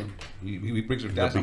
In the beginning, he goes when he gets out of jail. I go, "Get fucking up." If Jimmy. I tell you something, that's one of my all-time favorite movies. Is that right? Bro, when that little kid jumps on the table in front of But his naked. in-laws and he goes, pinche puto blancos, whatever, I fucking lost it the first time I see it. I love Great that scene. movie. I think Great it's a scene. beautiful story. I think they did a fucking great job. Half the people in the movie were Puerto Rican, but that's all right. That was the big joke of the movie. great- Jennifer Lopez, Jimmy Smith. Let me tell you something, because I didn't want to speed up this much, but that motherfucker, the last episode of last season, it's you and him talking. Jimmy Smith, yeah. You called him and Giving him an ultimatum, yeah. and it was a great episode. And I'm looking at him, episode 4 from the first season before he came back. Okay. When he goes to other friends of mine, I forget what his kid is he used to be friends with Montoya, and he shoots him in the head. And he goes, "You want me back? I'm back." Hey, Oh yeah. And it's amazing how the first time I seen this motherfucker was on the pilot for Miami Vice. Nobody knows that. Nobody knows that. Jimmy Smits was on the pilot for Miami Vice. He's the first cop. He's before the black guy. Is that right? In the beginning there, he's married to he plays a Cuban. I didn't know He that. plays a Cuban, and he's talking about his wife, the crib, and what the fuck he gonna do. And Don Johnson's giving him an ear beating. Then they go to meet a drug dealer, and there's a bomb. And they blow him up, and they fly him in. It doesn't matter. What my point is, that's 1984. It's 2014. Oh wow. You understand me, guys? You know how good fucking Jimmy Smits is? Do you have any idea how good that motherfucker is 30 years later? 30 years later. He's a good guy, man. And bro, I met him at a Janet Jackson concert. He asked me if I wanted something to drink. When he was on NYPD Blue, he didn't know me. I was just sitting next to him by mistake. Somebody just gave me tickets from a radio station. He went to get up and he goes, "Can I get you something?" I said, "Sure, water." Great guy. He brought the fucking water back. Great guy, man. And it's funny because when we did Mi Familia, me and him robbed a store together in the movie, and he was wearing a penalty. I go, "Bro, don't put it on." And then some lady wardrobe was trying to fix it. I go, "That's not the way." He goes, "Listen," he goes, tells the girl, "I'm gonna go what he tells me." He goes, "How do you word this, bro?" And and it's funny. 20 years later, here we are working together. I love Jimmy, bro. Jimmy's a great guy, man. He really is. It's amazing that I've been saying for years, like we write people off because they're not a star, but they continually get better. Just because you don't see them in a show, they're doing movies in Yugoslavia with Armin Asante, who's no fucking, you stand in front of Armin Asante, you better bring your fucking A game. He's a badass, bro. And, so these people continue to get better. Now they come back to TV by some fluke. Their number comes back and they come back to TV. I mean, I don't think he's ever been off TV. Well, he had a show called Kane, which was a great show. I don't know why they canceled it. I love and that he was show. on Dexter. He was on Dexter. He was on Dexter. He did a great job on Dexter. He did a great job on Dexter. So you look at this guy and you go, how good is this motherfucker? How good is this guy that he's still working? He's coming back for another season of Sons, I think he got, which will be 3. It'll be, and then another thing. I mean, in his character, now I'm really digging his character now because I'm feeling sorry for the guy. He was trying. He was doing great. He ran into Gemma. Now Gemma's making him. She's bringing him back into the game. You know what I mean? Which he was trying to get out of the game, and I'm feeling sorry for his character, man. I really am. So how important is that to you guys? Like the relationships that you not that you have to be best friends with everybody. But you worked with Jimmy Smits. I don't know when Mi Familia was made, like a while ago, and now you're working together now. 94. If you were an asshole to him on Mi Familia, or if he was an asshole to you, now when you're working together, it might not be as nice. Like how? Like do you have to think about that every day? Because you're not gonna like everybody. Well, the thing is, just and I do though. Even if I don't, I do. You dig? Because in this business, bro, one thing that takes you a long way is be cool to everybody. You don't know who the fuck who is, bro. I just love being nice. It makes it. You gotta be together 14, 16 hours, bro. I'm gonna be fucking nice because I don't want you to be an asshole because ain't no sense because now I gotta see you all fucking day for 16 hours. You know what I mean? So let's get along, and that goes a long way. It really does, man. It does. Yeah, man. It does. Yeah. It makes a lot. The first 2 movies I did, I was a comedian. I want to get there. I want to shoot because I got shit to do. I got coke to snort. You know what I'm saying? Yeah. And it's a fucking horror show. It's a horror show for a guy like me. Maybe for a guy like you like to move. We're in the move. When are we shooting? Next. And you're like, what the fuck? And then you eat lunch in another hour, and you're like... You got there at 5 a.m. Yeah. Nice. And then one day it comes to you. Like during the longest shot, I'm going in to make a fucking living. A living that 100,000 people in LA would want. Why am I sitting in a trailer mad? Bring your iPod. Bring your book. Bring your notebook. Bring 3 DVDs. There's a DVD player in the fucking trailer. You don't have to be bored if you don't want to. Take a flight. When you take a flight, you're going to fly from LAX to Jake. Don't tell me it was the longest flight ever. Come prepared. Yeah. Bring your iPod with 600 songs. You know what? Eat a pot chocolate bar for the last 3 hours. So when you're in the air, you're fucked up. I always do. I eat a fucking chocolate candy or something when I'm in the air. So for an hour or 2, I'm fucked up. I got the pad, you got the book, and you got the notebook. Plus, they play a fucking movie. Yeah, man. What are you bored? What the fuck are you bored? How are you bored? So you're not worried about your line? Because I have no acting experience at all, but I would think you'd be worried about your lines the whole time. Well, I have a bad memory. Because I did so many drugs, my mind is shot. Okay. So and I'm one of those guys that I'll be studying my lines till they say action, brother. You know what I'm saying? I got a bad memory, but you know what? And then now I gotta act. It's not just saying lines, bro. You gotta fucking act behind those lines. You gotta put some behind those words. So I'm always like, I'm starting a movie in June. I got another movie I'm booked for in June. I got the script right now, and every day I just look at the motherfucking script. You know, and I don't just put this solid in my head, but I always read. I'll read like 5 pages a night. Tomorrow I'll read another 5 pages and keep on doing it. So that way, when it comes, it makes it a lot easier. A lot of times you don't have that. It's not that. How would you say? That privilege to do that. A lot of times today they'll hire you there and you'll be working tomorrow. You know what I mean? Mm-hmm. And then I really got burn my brain. Well, I do a couple podcasts, and I was doing one yesterday with a guy. We talked about movies, and we're talking about how Joey, like we're talking about editing and how you're hard to edit for sometimes for comedy because you never tell the same joke twice. But I'm sure on TV and movies, directors like you were saying, you started acting because the people who were playing you weren't doing a good job. If you don't get the line to the word exactly right, have you ever had a director be like, just say this how you would say this? Most of them most of the time. Yeah, they make it your own, you know, 'cause it becomes you. But there's a couple of people that you cannot change a fucking thing. Okay. There's a couple of some writers are just like, you know what, I want to hear my words. And it's like an actor wants to, you want to do your actions, well, he has his right to hear his words. You dig what I'm saying, bro? You know, but if it's not the character, I'll argue that. I'll say, wait a minute, I wouldn't say that, bro. That's not my vocabulary. You dig it? And a good writer, a good director will understand that. You know, it's pretty weird because when I do TV, I have a hard time. But then I know now at this level that when you do TV, you stick to the word. Exactly. Yeah. Because that then you don't think it's important. That then is there for some fucking reason. And also, and mainly on TV with comedy, you got to stick to the word because they're setting up the punchline. You dig what I'm saying? Right. Okay. It's a setup. So that has to be on point right there. On point. When you do a movie, 9 out of 10 times, you could add a flavor to it. Yeah. The director will tell you, we're going to do 3 takes. My way, your way, and 1 for the fucking stars. Exactly. Let's rock this motherfucker. Yeah. And they'll say, and when you're done with all the shit that they wrote already, they say, hey, Mito, try one your way. Let's see what you got. Boom. And it's fun, you know? And then usually they'll do the one that you did, you know what I mean? Yeah. Now, do you ever get pissed off, like, let's say a writer who wants to hear his words is like a guy who looks like me, like a white guy, and he's writing for what your character would say. You're like, why don't you have me write it? Or why? Like, do you ever get pissed off when that happens? You know, when it's like that, I'll just tell them, like, and I do it a lot. I'll say, you know, I wouldn't say that, bro. And I do it very politely, you know, because you don't want to hurt their feelings. You don't want them to kill you off. And, you know, and you want them to write for you down the road as well, you know. And the writers are very powerful, bro. And they write for they write with you in mind, which has been happening lately, and I love it, bro. Because it's respect, you know what I'm saying? You gotta respect them. It's really weird when you add a line to something. You know, I'm the same way. I'm respectful of their words, but sometimes one problem I really had was on the Luis Guzman pilot. Oh yeah, how did that go, man? Luis Guzman was a guy that I looked up to. You know, I'm uglier than him. You know, there's only 2 ugly Latinos, me and him. That's it. And I got the pilot, and I was going to recur. And at the pilot shoot, they gave me a line that said, "Hey, amigo." And I went to the director, and I go, "Not for nothing. This is 164th Street. Ain't no motherfucking amigos here, Jack. They don't use this word, Puerto Ricans." Bro, he fucking started a war. Who did? The director went to the writers and the producers and said, "Joey." And I go, no. What I said was he wouldn't say amigo.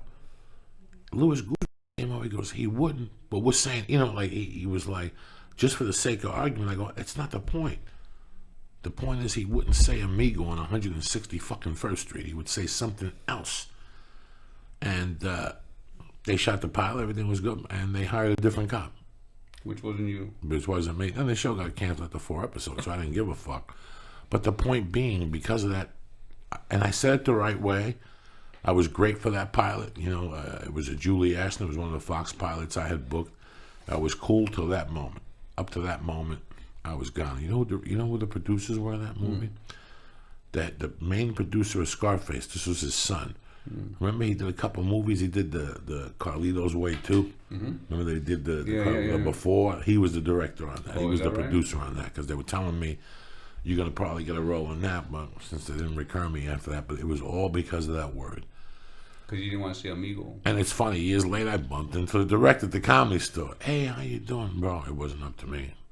They didn't like it." "Dog, it was you, cocksucker. Why you lying to me? We're in a bar, it's dark out, who cares?" So now if you were in the same situation, would you just not say anything? Yeah, I wouldn't say nothing. I would say nothing if he came up to me and said, "How do you feel?" If after I said the line, he goes, "How do you feel?" and I already had it in the can, the amigo, I would say, "Can I shoot it a different way?" That's how I would do it. Let them decide it. Yeah, editing. exactly. That's how I would do it. Let them decide it editing. Okay. Okay, let them decide later. Oh, we like that line. You should have said that already. Say it again. And all of a sudden you won them over, and the writer's like, "I like that." Bam. You didn't disrespect nobody. But if you go in there fighting it, try a different way. That's a way to do it. And that's, after 20 years, I've been here 13 years, and I've acted fucking in big movies every year and TV shows. So at that point, I've gotten better. I've improved. I know that when I'm on a set now, you don't have to tell me nothing. Yeah. When I walk on a set now, you don't have to tell me fucking dick. I have a new series coming out May 22nd. It's called Gang Related, and we have 12 people that write for that show, and some great writers. Man. What channel? Does people can watch it? Fox 11. Okay. Yeah, after the American Idol finale, it's going to be great. 9 p.m. But the writers we have there is it's a mixed group. It's Latino, Black, and White, and they all got flavor, man. You know what I'm saying? And once in a while they say something that they what do you think, Emilio? Or they'll ask anybody that the cast members, how can I do this? They go right ahead. Of course they talk about it and they go, go right ahead. So that's really cool, man. Because you want to keep it real as possible. So what you did there was not wrong, Joey. It's just I would, like you said, I would have done it different. I tried to be Al Pacino. I would have done it one way. I shouldn't have. I should have done it. That's how you learn. That's experience. Exactly. And so I would do it for them. And I'll say, "Hey, can I try one for you now? Can I just try something different?" And then you would probably got your part at the end of the day. You know what I'm saying? That's the way to do it. You learn it with experience. Yeah. You learn it with experience. Now, this gang related, I'm a faithful Law and Order, Sons of Anarchy guy. Every Tuesday I'm there at 7:00. Last season I fucking waited. And I waited, and I waited. And finally I think I called you. I said, "What the fuck, guy? What happened?" You're like, "Oh, no. I'm working on gang related." That was on series, yeah. And then they put you in the 9th episode, the last episode. The last two episodes. The last 2 episodes. So I didn't know because they cut out. Even Danny wasn't around no more. Danny wasn't around. Danny's been busy, bro. Yeah, man. Yeah, he's always fucking busy now. But it's so funny you were doing gang related. But now you came in with a movie you shot. Don't call you. I'm sorry. Water Power, a movie you shot 2 years ago. Story, 600,000 budget, the whole thing. Yeah, it's a movie we did. We did the play 7 years ago at the March Forum, and it was well received. And it's a very, very good play, bro. And at the time, I always played different characters. Culture Clash, right? Culture Clash. Well, they were the lead characters in this movie. They liked the movie, the play, so they made it into a movie. And me, Isaac Morales, and Jesse Borrego were invited to Sundance to workshop it with Richard Montoya, the writer-director. That went good. And then finally we got the funds to do it, man. And here we are 2 years later, and we're coming out on May 2nd. And so it's a real good story, man, about two brothers. It's a love story, I call it, about what brothers would who are tight brothers would do for each other, and one makes the ultimate sacrifice. They fuck up big corruption back in the day, and it comes to bite them in the ass, and it's really heart wrenching, man. And my guy, the cop, that one of the brothers, he's a cop, and I'm in a wheelchair. He shot me in the back, and I'm paralyzed in the whole movie. But I'm his eyes in the street, and we're like brothers, bonded by the streets. You know what I'm saying? We're looking out for each other, and but we know it's gonna be not a good ending. You know what I mean? And ultimately it's not. And it's pretty good, man.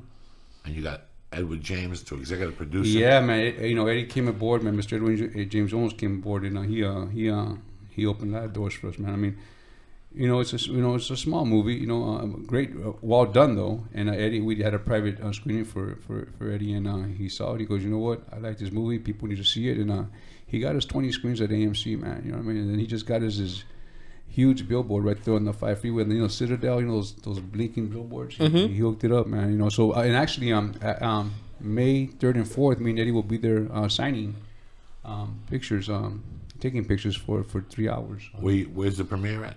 Well, the premiere is going to be right here in downtown. That's just going to be a premiere for the Gloria Molina's throwing a nice party for us and stuff, But when we open on the 2nd, the 3rd and 4th, we'll be at the Citadel, me and Eddie James almost, and taking pictures with the fans, to show our appreciation, That's cool.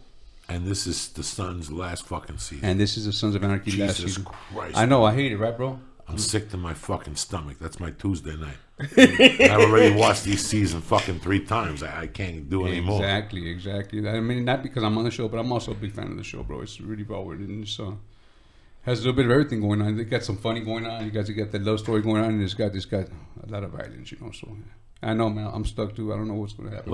No. Gang related. Gang related is not FX. It's Fox. But you know what? You're going to have your fill of violence. What's it about? It's gang related is a cop played by Ramon Rodriguez. He grew up in the streets. He was like an orphan, and my father. I mean, my boss was an ex gang member, and he brought up the kid. You know what happened? Now he's a big time cartel guy, and that guy he has two. So one cop is one of his sons, played by Regular Lagos, is still the gangbanger. Jay Hernandez is the banker of the family, and then that one guy, the little kid, he's a cop now. He works for the SWAT squad, the police squad for the gangs, right, for the gang intel. But that's what saves us, because he knows all the shit. He says, hey, don't go here. He's caught in between, bro. You know what I'm talking about? Okay. And I'm the hitman for the family. It's really good stuff, man. I mean, he's caught in between because we're trying to get out and try to make our own everything legit, but when you try to do that, bro, they keep bringing you back in. It's really good stuff, man. I'm really proud of it. That sounds cool. You're always doing something, bro. You've been blessed, bro. Savage. I've been blessed, bro, man. So it's been a lot of fun, man. You're a nice guy, man. People always say good things about you. Every time I see you, put a fucking smile on my face. Right on. Same too. When I go to an audition, I would go there, and it's just like an instant laugh for both of us, bro. Do you guys go up for the same roles? It seems like sometimes. Do we really? Yeah, we've been a few times. Mainly commercials, though. You know what I'm talking about? Commercials. Yeah. Have you been going out for commercials? I just did a commercial on Sunday with William Shatner, bro. No. Really? Yeah, he plays a biker, bro. Freaking pretty cool. One of those Priceline commercials? Exactly. Oh, shit. He had a helmet. He looks really cool, though, man. So I have no acting dreams or whatever, but I realize I'm in a room with like two huge actors, like people listening who might want to act. Do you have any like advice that you would give? Yeah, I got a lot of advice to give, bro. Just the thing is, this first of all, if you can't go to a community college, this is the cheapest way of doing it, bro. Go to community college and take a little stage, take a little acting for the camera, because it's a lot cheaper. Because the schools are really expensive, and half of them, bro, it's a rip-off. You dig what I'm saying? So see if you can really do it. And get your tape and see how, and look at yourself and see if you believe yourself. Because you can believe yourself all you want when you talk, but when you see yourself, say, shit, I didn't believe that. Because you gotta make the audience believe. You dig what I'm saying? So that's just start off like that first. Okay, that's cool. What about you, Joey? What do you say? Man, I have 10 different schools of thought. I like to play away. Yeah. My whole thing was I never really did theater, so I would love to go to New York like they just did. I just found out they're doing Bullets Over Broadway in New York. I would love to audition for that. There was something there for me I would have got. Right off Broadway, fucking whatever, whatever that guy's fucking name is. I wish I would have done things like that, I didn't. I started as a stand-up comic.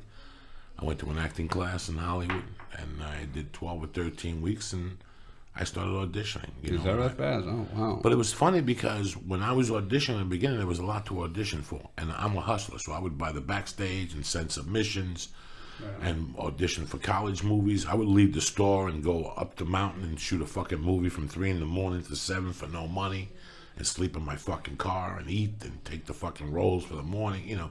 It was... I wanted to be a good actor. I knew that staying in acting class for 10 years ain't going to do it. You got to do it. It's like anything else. You got to do it. And now I go on a set, and I'm a bad motherfucker on a set. I can tell you that now I'm so comfortable. I tell about a story. I got General Hospital. If I would have got General Hospital 10 years ago, I would have got fired. Have you ever done a soap, General Hospital? Yeah, I did all of them. And General Hospital, they don't fuck around. They don't even talk to you. No, that's also because some are not. It's not that the actions are bad. It's just that there's no time. There's no time. They'll come into your room and say, "Here's 2 more pages. Okay, we'll see you in 15." It's that kind of stuff. So it's no time. It's not that they're bad. It's just that there's no time to. No, I didn't say they were bad. I said that because of the years I put in as a regular actor, when I got on the soap, I couldn't believe it that there's no fucking around. If I would have came in here be new, ready, bro. If I would have came in here new and not knowing what I know, I would have failed. Yeah, it's like it's like when you do a Spider-Man 2. You did Spider-Man 3. I did Spider-Man 3, yeah. When I did Spider-Man 2, it's completely different than doing $100 a day movie. Yeah, because because you know what, you're gonna be shooting the same thing over and over and over and over again. I mean, sometimes I don't even go. We nailed it, and they'll say, "Yeah, just do it 10 more times." You know, it's like great, but it's a different budget. It's fucking amazing. Yeah. No, and I'm not even talking about that. I'm talking about the guy who opens the door for you. The chick who brings you food in the morning. The chick who brings you clothes. And when you do a fucking $100 a day movie, guess who brings you clothes? You do. Guess who irons your clothes? You do. Guess who brings that sandwich? And you got to go get it.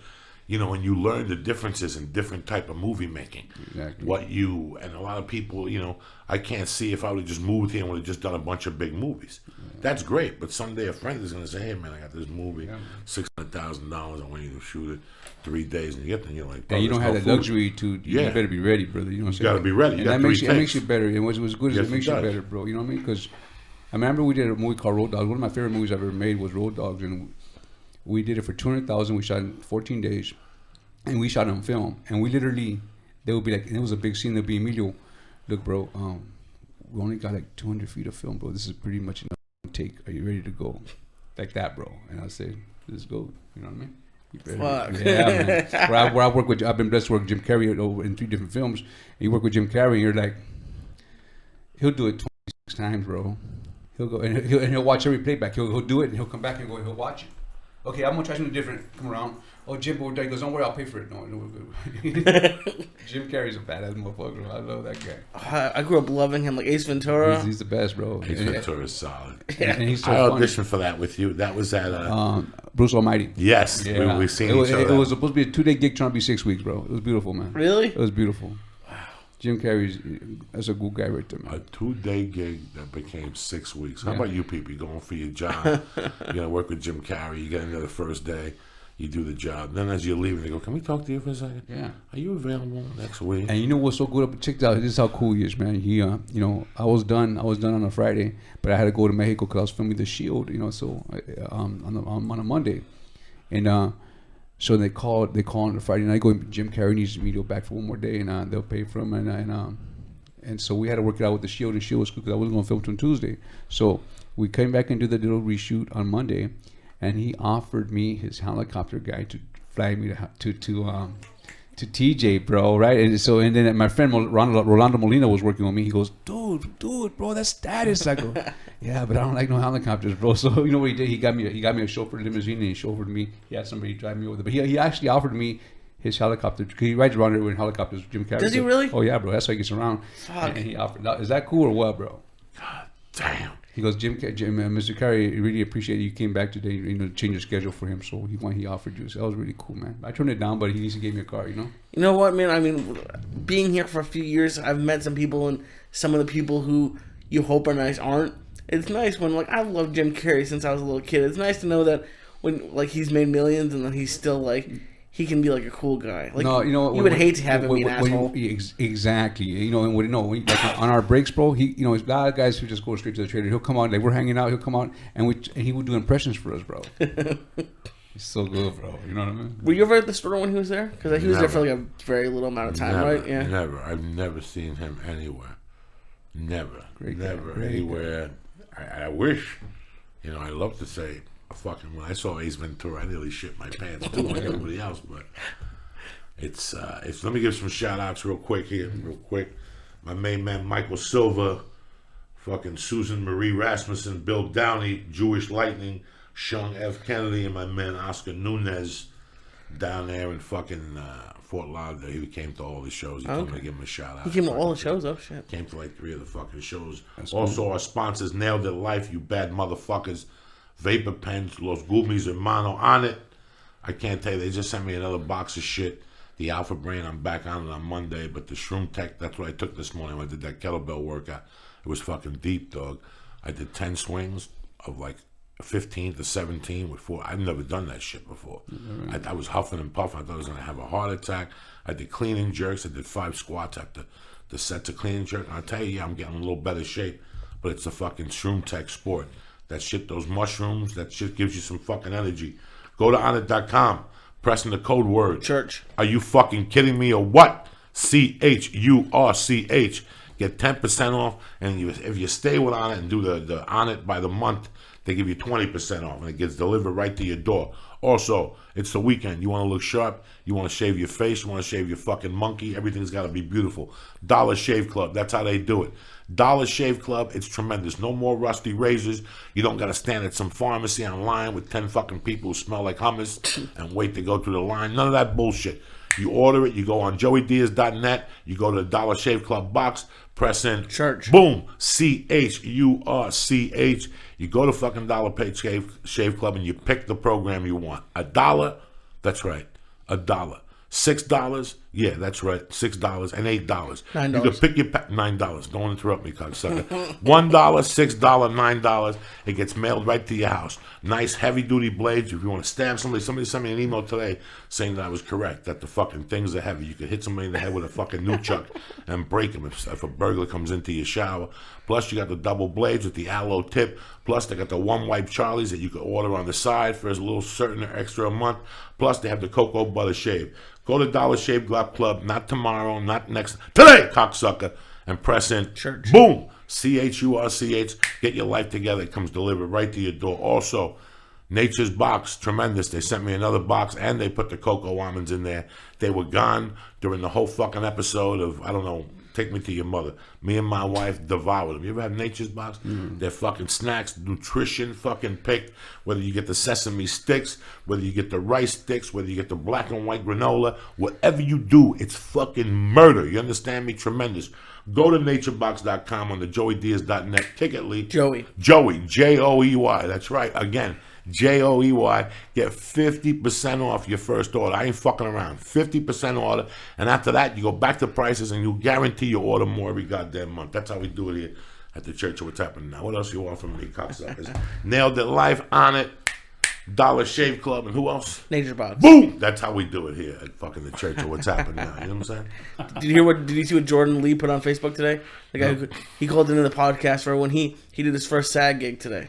He was a hand model, a hand double. Did he really? Yeah. So he did his SAG thing. Some kid called. I know this kid. He's been bugging me. He sent me an email. How do I do to get into acting? This is one of those, you know, that everybody asks you in this town. Then you see them a year later and they're fucking sweeping. You're like, what happened to acting? It was hard. This motherfucker stuck it out. Good. And I had him call in, and he emailed me, and he goes, can I call you? I go, yeah. I go, what's up? He goes, I'm eligible for SAG, but everybody's telling me not to join SAG. I go, well, why be an actor if you're not going to be SAG? Yeah, well, the thing is this. Watch what happens is on this part of that, because people ask me all the time, if you're SAG eligible, there's a lot of stuff that's non-union out there that pay pretty good still. Plus, you're gonna need tape, and see, it's easier to do non-union stuff and get that tape, because nowadays, if you don't got a reel, bro, it's pretty tough to get an agent. You know what I'm saying? So, and if you're just getting in SAG and you pay to get in, now you're going up against 100 guys who've been in SAG for a long time who are very experienced. You dig what I'm saying? And and it's going to be hard. You're going to be competing against them, but you need that demo reel to get an agent. Now, how are you going to get an agent if you don't got a demo reel? How are you going to get into an audition if you ain't got no agent? See, it's a catch-22, bro. You know, so if I say if you don't have to get into SAG, because then if the second gig, if you get another SAG gig, you got to get in regardless. You dig? But I say That's what happened to him. He had to get into it. Okay, I see what you're saying. Okay. He had no choice. Yeah, don't get in until you have to get in and get some of that non-union stuff, bro. Because once you're SAG, you're not doing no more non-union stuff. You dig? You better not be doing it. So, yeah, you need that demo. Get a reel, man. Get a fucking reel, because it's hard to get an agent without a reel. Because that's the first thing. Let me see your reel. Send me your reel. Where can I see your reel? It's not about resume. Everybody fucking lies on the resume anyway. You dig? Let me see what you're doing. That's amazing. I never thought. Yeah, you could. I mean, people used to ask me for my reel for stand-up comedy. I'd send them a blank tape, and they'd say it was fucking great. When can I hire you? That's funny, bro. Mark Babbitt in Houston kept abusing me. Me and Freddie Soto. I need tape. He tapped up Freddie. You got to send Freddie. Joe, you got to send him tape. One day I said, let me try something, because I knew it was a power game. Because when you go to a club, they all have all the tapes on top of a TV with dust on them. And I sent him a tape with nothing on it. He called me back a week later. That tape is fucking funny as shit. Can I book you? Fuck yeah. He booked me as a feature. I'll book Bobby Slayton. So and on the all flip that side, shit's I remember bullshit. I went to a casting, and I won't say names because we all know each other as comics, you know. And I've done comedy, you know. Me and Joey know everybody that we work together on stage. And I went to an audition, man, and there was 2 of my friends' demo tapes. There were comedy tapes that were sent in, and they were just in the trash. And I said, did you watch those funny guys, man? They go, we didn't have time to watch it. They were just like, but you know how you have a headshot on the tape. You know, this is before the DVDs. It was, you know, that big old VHS, you know. I felt kind of bad, bro. That's what kills me because I just started doing this full time and not applying to jobs. When you're applying to jobs out here, even like I was in editing, if you don't apply within the first hour of the posting being up, it doesn't matter how good you are or if you don't know somebody, it's just gonna get thrown away. So it's That's submissions, bro. You know. Yeah, that's tough, and it's tough being the person hiring too. Like I can't imagine getting all those submissions and you find your person, but then there's still 800 people who applied. Well, just like even when there's it's the same thing with casting. Like they already know sometimes who they want, but they put the word out, so you still got to see these 30 people where they know. And that's us because they already know who they want already. You dig what I'm saying? It's really weird sometimes when you go into an audition, they already know.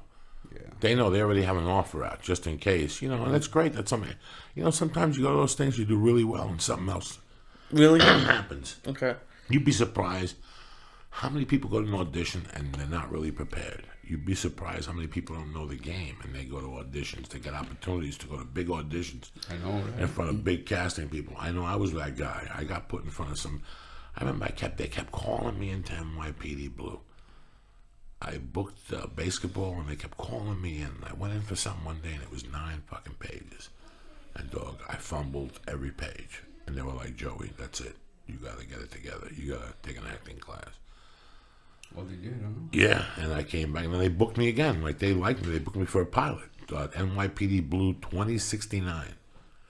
Okay, yeah, I remember. Yeah, I remember Yeah, that. 20, Yeah. New York in 2069. Yeah, I I remember played that. Really? I played the guy at the corner computer that would sell like downloads. So you put it was like what a newsstand guy would do. But you- in 2069. But they hired you though. They hired me. See, they saw something in you already, bro. You know what I'm saying? You just got to do the work, though. You know. 9 out of 10 times somebody was mad at me once, and I wrote him a letter, and he said me, "Hey man, you have to think outside the box." For the longest yard, they didn't want to see me, and I went to Houston and made my own tape. I put a football helmet on with a tight shirt with my stomach hanging out, and I sent it. Unforgettable character. You seen language, right? That's yeah, what you have to fucking do in this business. You have to, if you want a job. If you want a job, 1,000 people are going to go into that room and say the same shit. That's why when I go to an audition, I always sign a little late, and I sit by the door because I want to hear everybody doing their shit. I want to go in there and do what they're not doing. That's the key, bro. Do what they're not doing because then they'll go, fuck it, this guy's independent. I remember taking my pants off in an audition. They go, hold on, Joey. They turned around. I kept looking. I didn't think about it until I got to the audition. The neighbor had, the guy's like a fucking one of those neighbors that's white trash. He's in front of his house with a kid pool with his wife. They don't even have a kid. And he's got a thong on. And he's outside with a hose. And the neighbor looks over and he goes, it's a beautiful world, something like that. And I went in there and said, what are you, fucking crazy? I had sweatpants on and tidy whities. I said, I'm going to go in there and take my fucking underwear off and my shirt off before they even know what's going on. It was like God was in the room. I walked in and they go, hi, Joey, great to see you. Hold on, give us 1 minute. And when they turned around, I took the shirt off and the sweats fell right off and I came back out and I go, you ready? And they go, hold on. And when they turned around, there I was with these tidy whities and they started laughing. That's the first thing. They were like, what the fuck? And then the line that they gave me, fuck you. I yelled and go, yo, living like a doctor. And that was it. That's the line they used. It was over. Fuck it. They were like gone. When you walk out, you know you took the air out of the room. I never forgot about that. I'll never forget your character in that movie. It's so hilarious, bro. It's just so, that's, you always want to see, you wanted to see more of you, bro. And it was fucking, because I didn't know nothing. How long were you on there for? 17 weeks. And I didn't know nothing about nothing. I didn't know nothing about acting. I just knew that I was fucking crazy and I had to put that into the role. And, they hired me for 4 weeks first. And then they came to me after the fat scene on the track and they're like, dog, you got to sign a contract. We're keeping you for the whole thing. Right. They had different, they were going to like leave me at the prison or something was going to happen to me. No, you had to stay there. And bro. they made me stay, so I was very happy. And it's on every night on Showtime. People hit me up Is on it really? Twitter every night the last 2 weeks. And it did well at the box office. Too. Yeah, no, 'Cause I went up for that role. I was up for that, and it was at the end. It was between me and my boy Lobo, and Lobo got it. That's right, Yeah, Lobo. man, yeah, Lobo. yeah. Lobo was a lot of fun. Man, I've been very fortunate also. I came here as a stand-up comic with felonies. I was just killing fucking time, and all of a sudden I took it into my own hands. I knew how to get pieces to get my stand-up up, and I kept booking stuff, and it's been quite a journey. I never fucking knew I'd be in movies, bro. I always was such a fan. But I've been watching you forever on stage, bro, and You know, one of the funniest motherfuckers out there, bro. He really is. And when he just don't give a shit. Yeah. He just don't give a shit, you know. And he don't have no sets set. I mean, you know about like a. It don't seem like it, at least. Like he has a setup that he's going to know what he's going to say. He just goes up there and just does it, you know. It's beautiful, man. That's, you know, man, I do my set how I live my life. Fuck it, go up there, take a chance, Columbus dick cocksucker. Yeah.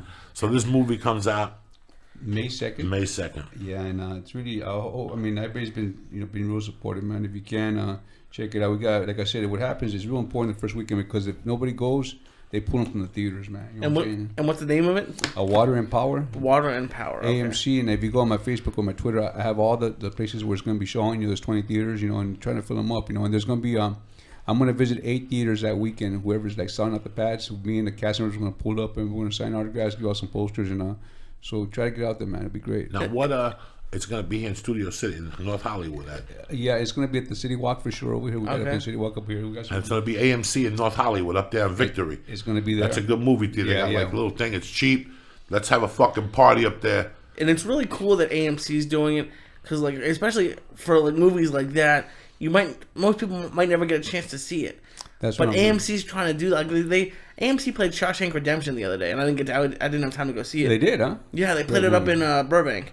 But it's like, for people watching or listening, go support this, even if like you don't know anything about the movie, just so someday another movie you can get in. Because like all these movies, all these shitty movies that are coming out nowadays that are in for 8 weeks and Anchorman 2 and all that. If you support these kind of movies, AMC is gonna say, okay, we can make money with this. This one, it's a great story, man. It's a touching story, and if you're about the family, it's something that you would do for your brother, and vice versa if he's a good brother. You dig what I'm saying? I mean, they take it to a little bit to the extreme. I mean, I can't say what happens, but it's really sad, man. It really is, you know. But they fucked up, and like you say, whenever you fuck up, it's bound to bite you now somewhere. When your life is at its peak, when it's great, that's when it comes down, you know. Is there a website for the movie? Do you know? Oh yeah, there's a Water and Power Film on Facebook. They have I don't know about the website. Let me check. What it's called, Water Power Film. I'm happy. And if you look at the trailer's really good. And I not only I star in the movie, I also narrate the whole movie, bro. Oh, cool. Now, did you have anything to do? I know you said it was a play, but are you producing it or? I'm one of the producers in the movie as well, bro. What's it like just starting to do that now, not just acting? That's a lot of work, bro. Yeah. A lot of work. You know, it's a lot of work, and then I'm doing one of the podcasts, a radio station, TV show every day, just about. It seems like, you know. And but I'm digging. I love to work, but I'm happiest when I'm working, you know. And so I'm good with it, you know. I'm ready to go, man. You know. So yeah, they don't have a website. It doesn't look like, but it is on Facebook. Water and Power Film. Water and Power Film, yeah, and That's also really on cool. Twitter as well. I'll tell you what theaters it's at, And we'll be at the MC in Burbank as well, bro. You know, that's cool. We got all the good theaters, which is nice. You know what I mean? That's really so. For people who just look, okay, oh, this guy did a bunch of good movies. So like just for people who like go for directors, it's the same guy who did Nacho Libre. He did Larry Crown. He did a bunch of cool movies. So this is like he did Encino Man. Yeah, So he's a writer for Culture. He's the main guy in Culture Class. There's 3 of them. There's Rick Salinas, Richard Montoya, who's a writer, and Greg Hibbers. They've been going on 25 years now, bro. Funny cats, man. that's really cool. So there's a lot of humor in this, but you know, with humor comes, you know, the drama. You know what I mean? Drama, Just it's like life, bro. You know. Absolutely. Emilio, man, you know I love you. You're one of my favorite No, Joey, people you in the always fucking world. from the get, bro. I'm happy you came down. You know, I wanted to get you on to talk about the movie so these people from the church could go down. You know, when Grudge Match came out, I had them all meet me Christmas night. And like 60 people met at the movie theater. And I'm That's gonna do the badass, same bro. for this. So as the movie gets closer, we'll make more announcements on it. And Thank you, Joey, man. Emilio, man, I love that you came down here today. You didn't have to do this. You're the last of the real fucking Mohican. No, you know what, man? I want to, you know, give it up to Joey, man. This guy from the get, we've always, you know, we've hit it off from the beginning. We first met. We've supported each other over the years, man. And anytime I call Joey for anything, you say, "Come on down." And that love, bro, you got it right back from me. You know that, right? Thank you, brother. Right, I man. love Thank you. I love you too, man. So the Church of What's Happening Now, like I said, this weekend I'll be in Tempe, and next weekend I'll be in Dr. Grins at Grand Rapids, the 10th to the 12th. I'll see you motherfuckers on Monday morning. Lee, what are you going to do this weekend? You're gonna I'm coming to Tempe. Lee is coming to Tempe this weekend. He'll be with us Thursday, Friday, and Saturday. He's getting on stage. No, I'm He's not. doing 18 minutes. He's fucking doing Leave me the alone. jokes. He's eating gummy bears, and that's it. That's gonna happen. I love you guys. Stay black and have a great fucking weekend. Thank you again, Emilio. Water you. Power. Thank you. Don't forget, cocksuckers. And Sons of Anarchy, the last season next year. And do you have a Twitter? Oh yeah, Emilio Rivera 48, and also my Instagram's the same, and I have my fan page on Facebook, Emilio Rivera. Awesome. And I'm Lee Syatt. Don't forget to sign up for DollarShaveClub.com. Get high quality razors sent to your door each and every month for a fraction of what you pay at retail. Go to DollarShaveClub.com/church, or just go to joeydiaz.net and click on the Dollar Shave Club banner. Show is also sponsored by NatureBox.